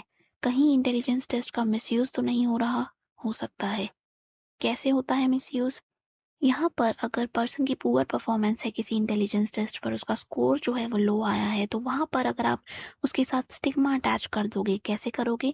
अगर आप उसको लैंग्वेज के थ्रू ये कम्युनिकेट करोगे कि अरे यार तुम्हारे तो स्कोर्स ही गंदे आए हैं, तुम तो अकल से कम हो और स्टूपिड हो, इस तरीके के लेबल्स, तो यानी आप पर्सन को अब अलग नज़रिए से देख रहे हो, वैसे नहीं जैसे आप उसे पहले देखते थे, तो यहाँ पर स्टिग्मा अटैच हो जाएगा। और अगर उसके अंदर कोई डेफिशिएंसी जेन्युइनली भी हुई, तब भी वो बाहर हेल्प लेने नहीं आएगा, क्योंकि वो सोचेगा कि ये तो मुझे जज करेंगे। अब यहाँ पर ये जो पुअर परफॉर्मेंस है ये इसीलिए हो सकती है क्योंकि कोई ना कोई एक्सटर्नल वेरिएबल वहाँ पर था इन्फ्लुएंस करने के लिए, या फिर वहाँ पर नॉर्म्स जो थे वो आपने वेस्टर्न कल्चर से लेकर इंडियन कल्चर पर लगा दिए, या फिर टेस्ट में ही कोई कमी थी, आइटम्स जो थे वो कल्चरली सेंसिटिव नहीं थे, या फिर रिप्रेजेंटेशन जो है वो समझ नहीं आई। तो इस तरीके का स्टिग्मेटाइजेशन जो है वो बिल्कुल भी अच्छा नहीं है, क्योंकि ये पर्सन की सेल्फ रिस्पेक्ट से लेकर उसकी अपने आप को लेकर इमेज तक को हानि पहुंचा सकता है। देन कई बार टेस्ट ऐसे होते हैं कि वो डिस्क्रिमिनेशन प्रैक्टिसेस को इनवाइट करते हैं। अब कोई बच्चा है जो अच्छा टेस्ट कर कर आया है, उसने अच्छे स्कोर्स हासिल किए, जबकि उसी घर का अगर दूसरा बच्चा सेम टेस्ट दे रहा है तो वो डिफरेंट स्कोर लेकर आ रहा है, जो कि शायद हो सकता है थोड़ा कम हो। तो यहाँ पर ये एक्नॉलेज ना किए बिना कि दोनों ही स्टूडेंट्स जो हैं वो यूनिक हैं, लोग डिस्क्रिमिनेशन कर सकते हैं, या फिर ऐसा हो सकता है कि पेरेंट्स की तरफ से ना आए ये डिस्क्रिमिनेशन, बल्कि टीचर्स या फिर एल्डर्स की तरफ से आए, और सोसाइटल लेवल पर भी ये चीज़ आ सकती है। बात करते हैं तीसरे पॉइंट की, जो कि है कि अगर आप टेस्ट को एडमिनिस्टर कर रहे हो बायस्ड वे में, यानी आप फेवर कर रहे हो एक पर्टिकुलर इकोनॉमिक क्लास को, तो ये तो डायरेक्टली ही इम्पैक्ट डालेगी उन लोगों पर जो कि उस क्लास से बिलोंग नहीं करते, बल्कि थोड़े डिसएडवांटेज्ड सेक्शन से हैं, ठीक है। सो यहाँ पर एक अलग ही तरीके का डिस्क्रिमिनेशन जो है हमें देखने को मिल सकता है। और क्या पॉइंट्स हो सकते हैं? ये पॉइंट्स हो सकते हैं कि इंटेलिजेंस टेस्ट जो हैं वो हो सकता है ना कैप्चर कर पाए पर्सन की क्रिएटिविटी। तो अगर पर्सन बहुत जुगाड़ू है, वो बहुत अच्छे जुगाड़ बिठाकर काम करता है, प्रॉब्लम को अलग तरीके से सॉल्व करता है, आउट ऑफ द बॉक्स सोचता है, और ऐसा पर्सन अगर टेस्ट देने बैठता है जिसमें एक पर्टिकुलर तरीके से क्वेश्चंस को फ्रेम किया गया है, तो अगर उसकी परफॉर्मेंस यहाँ पर अच्छी नहीं होगी, तो ऐसे में उसको जज करना कि ये बच्चा जो है या ये पर्सन ये उतना अच्छा नहीं कर पाया एकेडमिकली और इसमें तो पोटेंशियल है ही नहीं, ये चीज़ उसके क्रिएटिव पोटेंशियल को ना देख पाना होगा, जबकि उसकी असली क्रिएटिविटी लाया करती है किसी और जगह। तो ऐसे में इंटेलिजेंस टेस्ट जो होते हैं, they do not capture this type of creative potentiality. तो एक तरीके से प्रैक्टिकल साइड जो है ना इंटेलिजेंस की, वो शायद यहाँ पर दूर रह जाती है असेसमेंट से। पांचवा पॉइंट जो है हमारा यहाँ पर वो ये है कि पर्सन अगर टेस्ट देकर आया है और वो उसे स्कोर दे रहा है और इस स्कोर को एज अ बेस यूज करता है ये चीज़ देखने के लिए कि मैं आगे कितना सक्सेस पाऊंगा, तो हमेशा ये लिंक इतना डायरेक्टली नहीं विजिबल होता। कभी कभार इंटेलिजेंस टेस्ट जो हैं वो बिल्कुल भी रिलेट नहीं कर पाते कि कितनी पर्सन को सक्सेस मिलेगी इस चीज़ से। तो यहाँ पर वो जो रिलेशनशिप हम ढूंढ रहे हैं ना, वो नहीं कम्युनिकेट हो पाती, नहीं मिल पाती। तो अब देखते हैं इंडियन कॉन्टेक्स्ट में इंटेलिजेंस टेस्टिंग का स्टेटस कैसा रहा। इस पेंसिल का इतने सारे टेस्ट को छूना यही दिखा रहा है कि काफ़ी अच्छा ये सफ़र रहा है। तो यहाँ पर टेस्ट की डेवलपमेंट किस तरीके से रही मैं बात कर रही हूँ, क्योंकि इंटेलिजेंस की तो वहाँ पर आपको देखने को मिलेंगी दो चीज़ें। यहाँ पर आप कंसिडर कर सकते हो नए टेस्ट की कंस्ट्रक्शन और मॉडिफिकेशन एक पुराने टेस्ट में, तो यहाँ पर आप इसे बोलोगे अडेप्टेशन, जहाँ पर पुराने टेस्ट को जो कि दूसरे कल्चर का है आप अडेप्ट करते हो ताकि वो अब नए कल्चर में अप्लाई किया जा सके। ठीक है, तो अगर हम पहले अटेम्प्ट की बात करें तो वो रहा एस.एम. मोहसिन का। इन्होंने 1930 में हिंदी लैंग्वेज में इंटेलिजेंस टेस्ट को कंस्ट्रक्ट किया। देन बात करें C.H. राइस की, तो इन्होंने उर्दू और पंजाबी जैसी लैंग्वेजेस का यूज करते हुए एल्फ्रेड बिनेट के टेस्ट को स्टैंडर्डाइज किया, तो यहाँ पर नॉर्म्स को बनाया गया। तो इससे हमें पता लगता है कि उर्दू और पंजाबी जैसी लैंग्वेजेस को भी सिग्निफिकेंस मिलने लग गई अगर हम बात करें इंटेलिजेंस टेस्टिंग की तो। और अब हमारे सामने है ये कुछ वेस्टर्न कल्चर में दिए जाने वाले टेस्ट। अब ये वेस्टर्न कल्चर के हैं तो इनके जो नॉर्म्स होंगे, यानी ऐसे स्कोर्स जिसको हम as a base as a reference use करेंगे अपने स्कोर्स को कंपेयर करने के लिए, तो वहां पर ये सारा ही वेस्ट का मटेरियल चेंज किया गया। कैसे? यहाँ पर इन टेस्ट के नए नॉर्म्स बनाए गए, ये इंडियन कल्चर के अकॉर्डिंग थे, तो यहाँ पर अब इन वेस्टर्न टेस्ट को हम अप्लाई कर सकते थे हमारे कल्चर पर। नॉर्म्स में चेंजेस के अलावा भी इंडिया जो है वो कंट्रीब्यूट कर रहा था। कैसे? ये टेबल उस चीज का उदाहरण है। यहाँ पर दो कैटेगरीज हैं, वर्बल टेस्ट की और परफॉर्मेंस टेस्ट की। वर्बल टेस्ट जो कि हमने पढ़े कि वर्बल डिस्क्रिप्शन रिक्वायर करते हैं, लिटरेसी यहाँ पर चाहिए होती है, और परफॉर्मेंस टेस्ट जो होते हैं वहाँ पर आपको परफॉर्मेंस पर फोकस करना होता है कि कैसे मैं ऑब्जेक्ट को मैनिपुलेट कर सकता हूँ। तो यहाँ पर ये सारे टेस्ट के नाम और इसके ऑथर के नाम आपको याद करने हैं। तो अब टाइम आ गया है कि हम इस कॉन्सेप्ट को पढ़ें जो कि है कल्चर और इंटेलिजेंस का लिंक। अब इससे पहले हम एक बार रिवाइज करेंगे इंटेलिजेंस की डेफिनेशन को, जो कि ये कहती है कि इंटेलिजेंस जो है वो है हमारी एबिलिटी जिसके थ्रू हम अपने इन्वायरमेंट में हमारे कॉन्टेक्स्ट में अडेप्ट कर पाते हैं। हम इस इन्वायरमेंट में अडेप्ट करने के लिए काफी सारे चेंजेस भी अपने अंदर करते हैं। तो मॉडिफिकेशन दोनों साइड से होता है, हम इन्वायरमेंट को चेंज करते हैं और इन्वायरमेंट हमें भी चेंज करता है किसी न किसी तरीके से। तो एज अ बाय प्रोडक्ट आप इस चीज का ले सकते हो कि इंटेलिजेंस जो है वो डेवलप होने के लिए कल्चर का इस्तेमाल कर रही है। और कल्चर यानी एक ऐसा सिस्टम जो कि कलेक्टिव सिस्टम है। ये किस चीज का है? इसमें है बिलीव्स, इसमें है हमारे एटीट्यूड्स, हमें क्या अच्छा लगता है, क्या बुरा लगता है, कैसे हमने बिलीव्स होल्ड कर रखे हैं एज अ सोसाइटी, या फिर हमारे कस्टम्स, हमारे अचीवमेंट्स, वो सारे चीजें जो कि हमें एक सॉलिड बेस देती हैं जिसके थ्रू हम ये बोल सकते हैं कि ये वाली चीज को ऐसे इंटरप्रेट किया जाना चाहिए। कल्चर जो है वो डेफिनेशन आपको प्रोवाइड करता है। तो यहाँ पर कल्चर और इंटेलिजेंस का लिंक कैसा रहेगा कि कल्चर वो कॉन्टेक्स्ट प्रोवाइड करेगा जहाँ पर आप इंटेलिजेंस को ग्रो होता हुआ देखोगे। इंटेलिजेंस जो है वो अगर कल्चर कि इस हेल्प से डेवलप हो रही है तो वो वाली इंटेलिजेंस हमारी हेल्प करेगी। किस चीज में? वो हेल्प करेगी अडेप्ट करने में। अब ये अडेप्ट करने वाली रोड कहाँ जा रही है? ये जा रही है कॉन्टेक्स्ट के पास।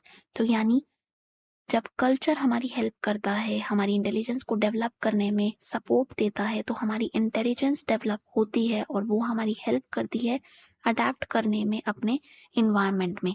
अब ये इन्वायरमेंट जो है ये डिफरेंट तरीके का हो सकता है, इसकी डिमांड जो है वो डिफरेंट हो सकती है, जैसे कि हमें दिख रहा है इस कलर के डिफरेंस से। और ये जो मूवमेंट है ये भी ये दिखा रहा है कि डायनामिक ये चीज रहने वाली है। तो ऐसे में इंटेलिजेंस जो है वो अगर इस तरीके के इन्वायरमेंट में बढ़े या फिर पनपे तो वो पर्सन की हेल्प कर सकती है ग्रो करने में। और कल्चर भी ग्रो करेगा। ऐसा नहीं है कि कल्चर बिल्कुल भी चेंज नहीं होता, उसने बस आपको चेंज किया एंड दैट्स ऑल। नहीं, ऐसा नहीं है। यहाँ पर ग्रोथ दोनों साइड दिखती है। यहाँ पर ये जो चेंजेस हैं ये कल्चर में भी हो रहे हैं। ये जो ग्रोथ है ये कल्चर की भी ग्रोथ है। ये वाला कॉन्सेप्ट कि कल्चर जो है वो ग्रो करता है, चेंज करता है, और हमारी जो इंटेलिजेंस है वो इससे लिंक्ड होती है कहीं ना कहीं, ये है रशियन साइकोलॉजिस्ट बैगॉट्स्की के द्वारा दिया गया। स्टर्नबर्ग ने भी यही बोला था कि इंटेलिजेंस जो है वो प्रोडक्ट है कल्चर का, जैसे कि हम जानते ही हैं। ठीक है, अब बात करते हैं टेक्नोलॉजिकल इंटेलिजेंस की। अब क्योंकि यहाँ पर कल्चर की बात हो रही है तो यहाँ पर कल्चर का प्रोडक्ट क्योंकि इंटेलेक्चुअल एक्टिविटी है, तो कैसी इंटेलेक्चुअल एक्टिविटी रहेगी ऐसे कल्चर में पनपे बच्चों की जिसमें टेक्नोलॉजिकली काफी एडवांसमेंट है? तो आप कहोगे कि बहुत ही उम्दा वो चीज रहने वाली है। क्यों? क्योंकि वहां पर ये जो कल्चर रहेगा, यहाँ पर प्रैक्टिसेस जो की जाएंगी चाइल्ड रेयरिंग की, वो भी काफ़ी एडवांस होंगी और उसका रिजल्ट जो होगा वो ये होगा कि बच्चे में स्किल्स आ जाएंगी। तो टेक्नोलॉजिकल इंटेलिजेंस में लोगों के अंदर स्किल्स पाई जाएंगी, बच्चों के अंदर वो कैसी स्किल्स होंगी, वो होंगी अच्छी अटेंशन का दिया जाना, आप अच्छे से नोटिस कर सकते हो चीज़ों को, एब्स्ट्रैक्शन कर सकते हो, मैनिपुलेशन कर सकते हो, आपकी चीज़ों को ऑब्जर्व करने की जो कला होगी वो भी अच्छी होगी। साथ ही कम मूव्स में आप ज़्यादा काम कर सकते हो, वो भी एक कला यहाँ पर होगी। परफॉर्मेंस अच्छी होगी क्योंकि स्पीड आपकी अच्छी है, आप प्रोसेस अच्छे से कर पाते हो, तेजी से कर पाते हो, अचीवमेंट को लेकर ओरिएंटेशन है, साथ ही जनरलाइजेशन और एब्स्ट्रैक्शन जैसी स्किल्स भी यहाँ पर आपको देखने को मिल सकती हैं। तो यहाँ पर ये सारी ही स्किल्स जो हैं वो हाई मानी जाएंगी। कल्चर का डिफरेंस और भी तरीकों से इन्फ्लुएंस करता है। कैसे? अगर एक कल्चर है जहाँ पर इंडिविजुअलिस्टिक ओरिएंटेशन पर फोकस है तो वहाँ पर पर्सन अपने आप को पहले रखेगा, वो कलेक्टिविस्टिक ओरिएंटेशन के साथ नहीं जाएगा, वो दूसरों को पहले नहीं उतना देखेगा, वो अपने आप को देखेगा, यानी अपने अचीवमेंट को, पर्सनल फ्रीडम को और उसके अकॉर्डिंग बिहेव करेगा। तो यहाँ पर उसकी रीजनिंग और प्रॉब्लम सॉल्विंग की एबिलिटीज भी इसी तरीके की होंगी। जबकि कलेक्टिविस्टिक ओरिएंटेशन में आप लोगों से कैसे रिलेट करते हो, आप लोगों को कैसे समझ पाते हो, कैसे आप वैल्यूज को फॉलो करते हो, वो सारी चीजें फोकस में रहती हैं। तो यहाँ पर जो सोसाइटीज होती हैं ना नॉन वेस्टर्न, वो वैल्यू करती हैं सेल्फ रिफ्लेक्शन को। सो ये दोनों ही ओरिएंटेशन हमें बताती हैं कि कैसे हमारा कल्चर इन्फ्लुएंस करता है हमारी इंटेलिजेंस को।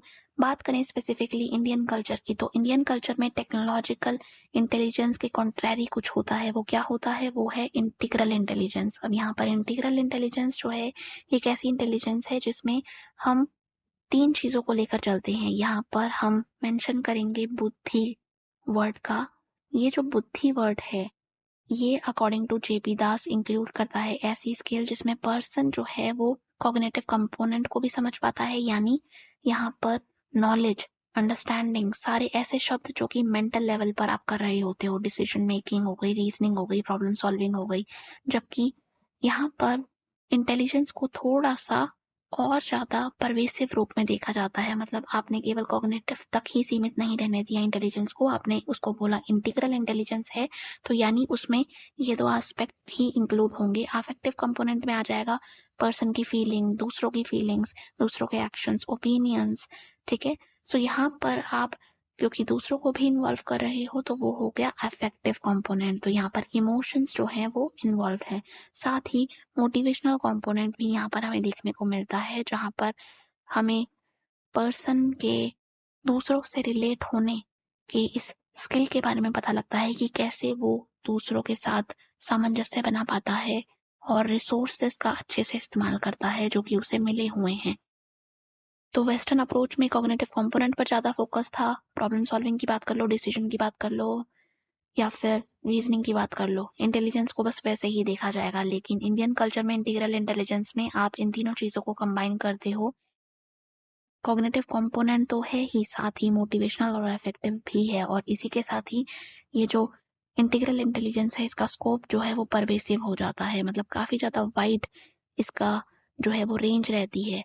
और अब हम पढ़ेंगे कॉम्पिटेंसीज के बारे में कि कैसे यहाँ पर इंटेलिजेंस को देखा जाता है इंडियन ट्रेडिशन में, क्या क्या कॉम्पिटेंसीज पाई जाती हैं इंडिविजुअल में। सो सबसे पहले हमारे पास है कॉग्निटिव कैपेसिटी। तो यहाँ पर पर्सन प्रॉब्लम सॉल्विंग कर पाता है, कम्युनिकेशन अच्छे से कर पाता है, वो कॉन्टेक्स्ट को समझ पाता है, अपने अराउंड जो चीज़ें हो रही हैं उसकी अंडरस्टैंडिंग उसे हो पाती है, डिस्क्रिमिनेशन कर पाता है कि कैसे दो स्टिमुलस एक दूसरे से भिन्न है, उनके क्या फीचर्स हैं जो उन्हें भिन्न बना रहे हैं। ठीक है, सो ये है कॉग्निटिव कैपेसिटी। काफ़ी ज़्यादा मेंटल प्रोसेसेस आप यहाँ यूज़ कर रहे हो।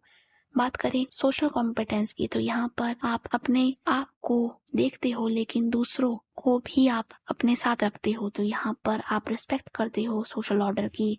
आपका जो एल्डर्स के प्रति बिहेवियर है वो कमिटमेंट को दिखाता है, दूसरों की हेल्प करना, कंसर्न दिखाना, तो कंसिडरेशन से लेकर रिकॉग्नाइज कर पाना दूसरों के पर्सपेक्टिव का, ये सारी स्किल आ जाती हैं सोशल कॉम्पिटेंस के अंदर। बात करें इमोशनल कॉम्पिटेंस की, तो यहाँ पर आप इमोशंस को समझ पाते हो। अपने इमोशंस को समझने के लिए आपको करना होता है सेल्फ रिफ्लेक्शन। तो यहाँ पर जो फोकस रहता है वो रहेगा सेल्फ एनालिसिस पर, सेल्फ रेगुलेशन पर, मॉनिटरिंग पर, क्योंकि अगर इमोशंस को मॉनिटर ही नहीं करोगे तो कैसे उन चीज़ों को समझ पाओगे जो आपको फील हो रही हैं।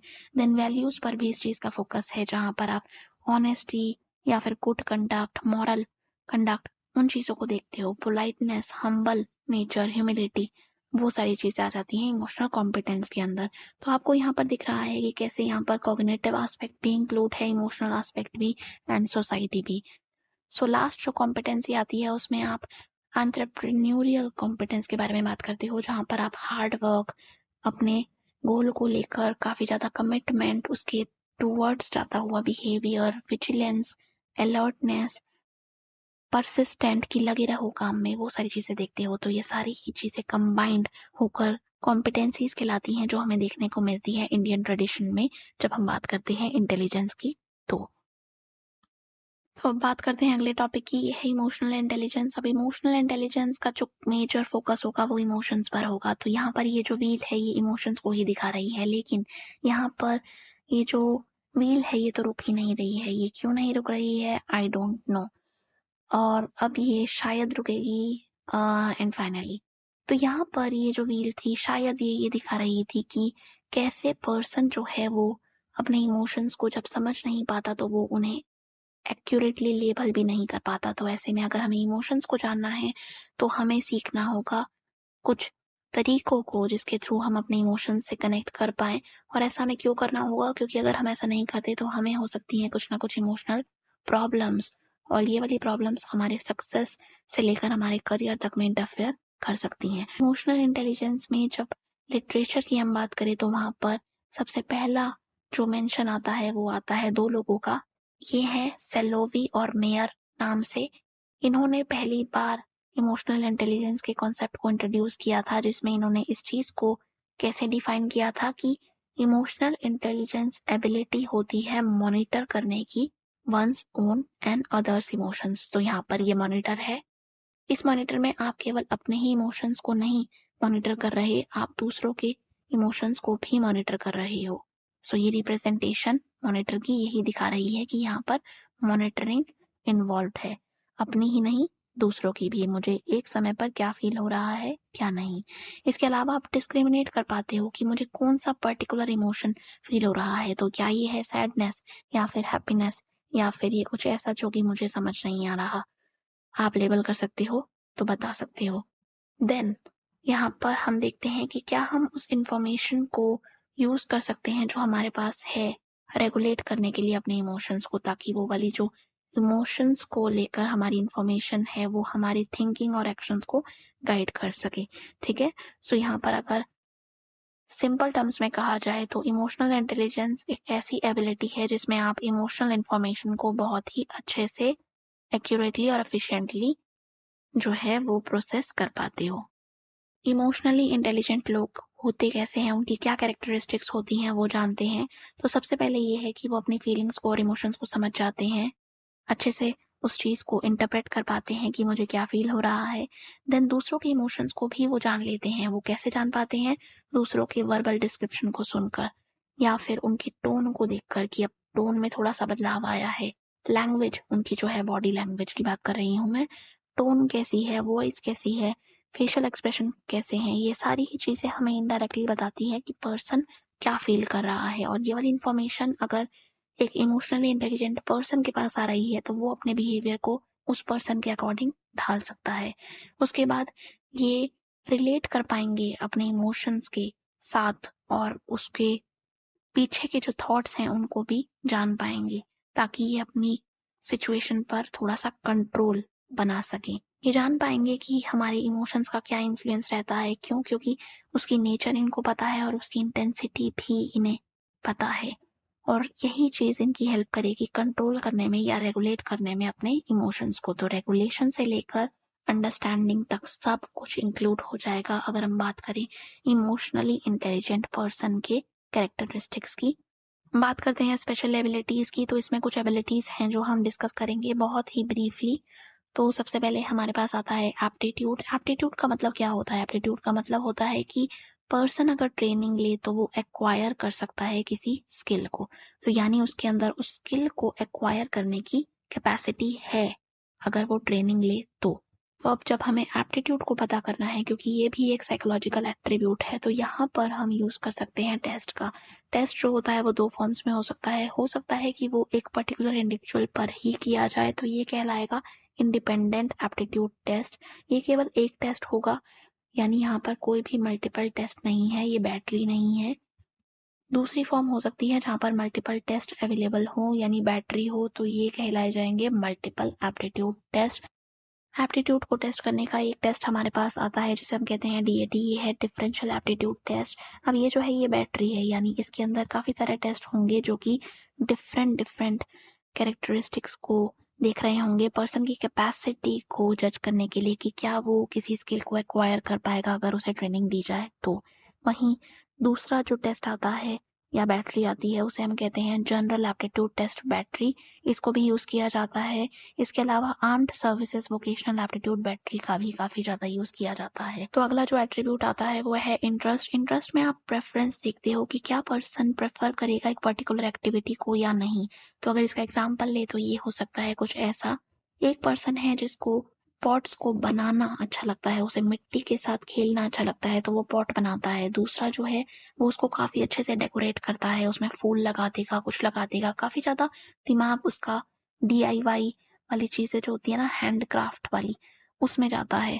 जबकि तीसरा जो है वो सेलिंग या बिजनेस माइंड से सोचता है, तो वो इंटरेस्ट दिखाता है कि मैं इन चीज़ों को बेच कर आऊँगा। तो तीनों की ही प्रेफरेंसेस हैं स्पेसिफिक एक्टिविटीज़ की।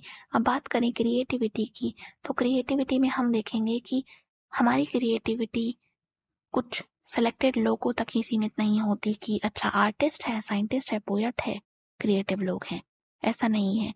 आप अगर किसी प्रॉब्लम को सॉल्व कर रहे हो और आप उसके लिए अच्छे से अच्छे आइडियाज़ को लेकर आ रहे हो, न्यू आइडियाज़ पर काम कर रहे हो, फैक्ट्स या थ्योरीज लेकर आ रहे हो, तो वहाँ पर भी आप नए पर्सपेक्टिव से सोच रहे हो, तो वो भी क्रिएटिविटी ही कहलाएगी।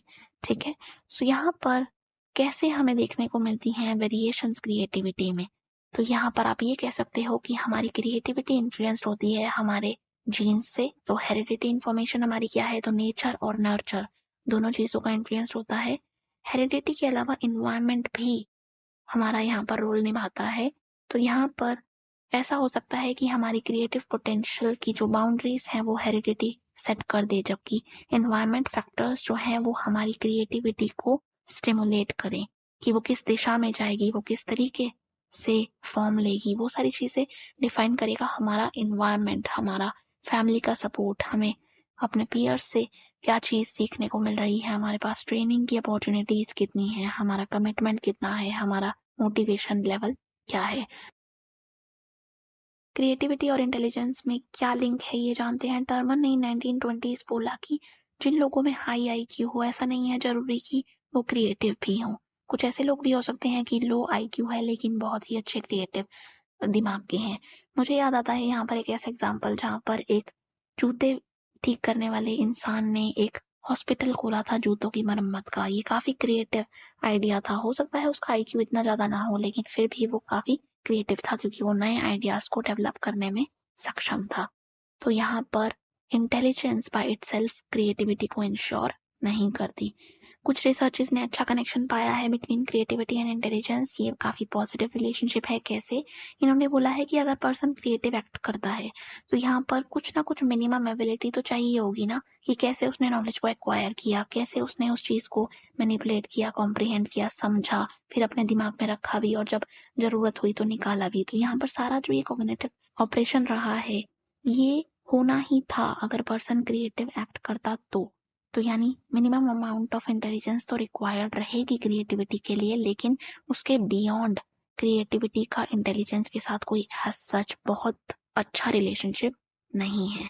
पॉजिटिव है लेकिन बहुत ज़्यादा स्ट्रॉन्ग यहाँ पर हमें एविडेंस नहीं मिलता कि इंटेलिजेंस और क्रिएटिविटी बहुत ज़्यादा लिंक हो।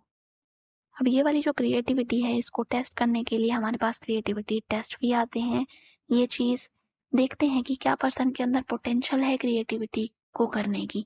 तो एक फीचर जो इन टेस्ट का होता है वो ये होता है कि यहाँ पर पर्सन को क्वेश्चंस दे दिए जाते हैं और उनको बोला जाता है कि आप इसके आंसर दो। तो ये होते हैं ओपन एंडेड क्वेश्चन। तो यानी पर्सन जो है वहाँ पर काफ़ी सारे आइडियाज जनरेट कर सकता है उसे एक पर्टिकुलर क्वेश्चन को करने के लिए। किसी भी डायरेक्शन में वो जा सकता है, उसको अपनी इमेजिनेशन को यूज करने का पूरा फ्रीडम होता है, ओरिजिनल थिंकिंग करने का पूरा फ्रीडम होता है। तो डाइवर्जेंट थिंकिंग यहाँ पर आप अप्लाई कर सकते हो जिसमें आप आइडियाज डेवलप करते हो जो कि ऐसे होते हैं कि एक दूसरे से अलग भी हैं और डिफरेंट डायरेक्शंस में गए हुए। आप एबिलिटी देखते हो कि आप नई रिलेशनशिप्स कैसे देख सकते हो चीज़ों में, कॉजेस क्या हैं चीज़ों के, कॉन्सिक्वेंसेस क्या हैं, कैसे मैं नए कॉन्टेक्स्ट में चीज़ों को देख सकता हूँ और उनको सॉल्व कर सकता हूँ प्रॉब्लम्स को।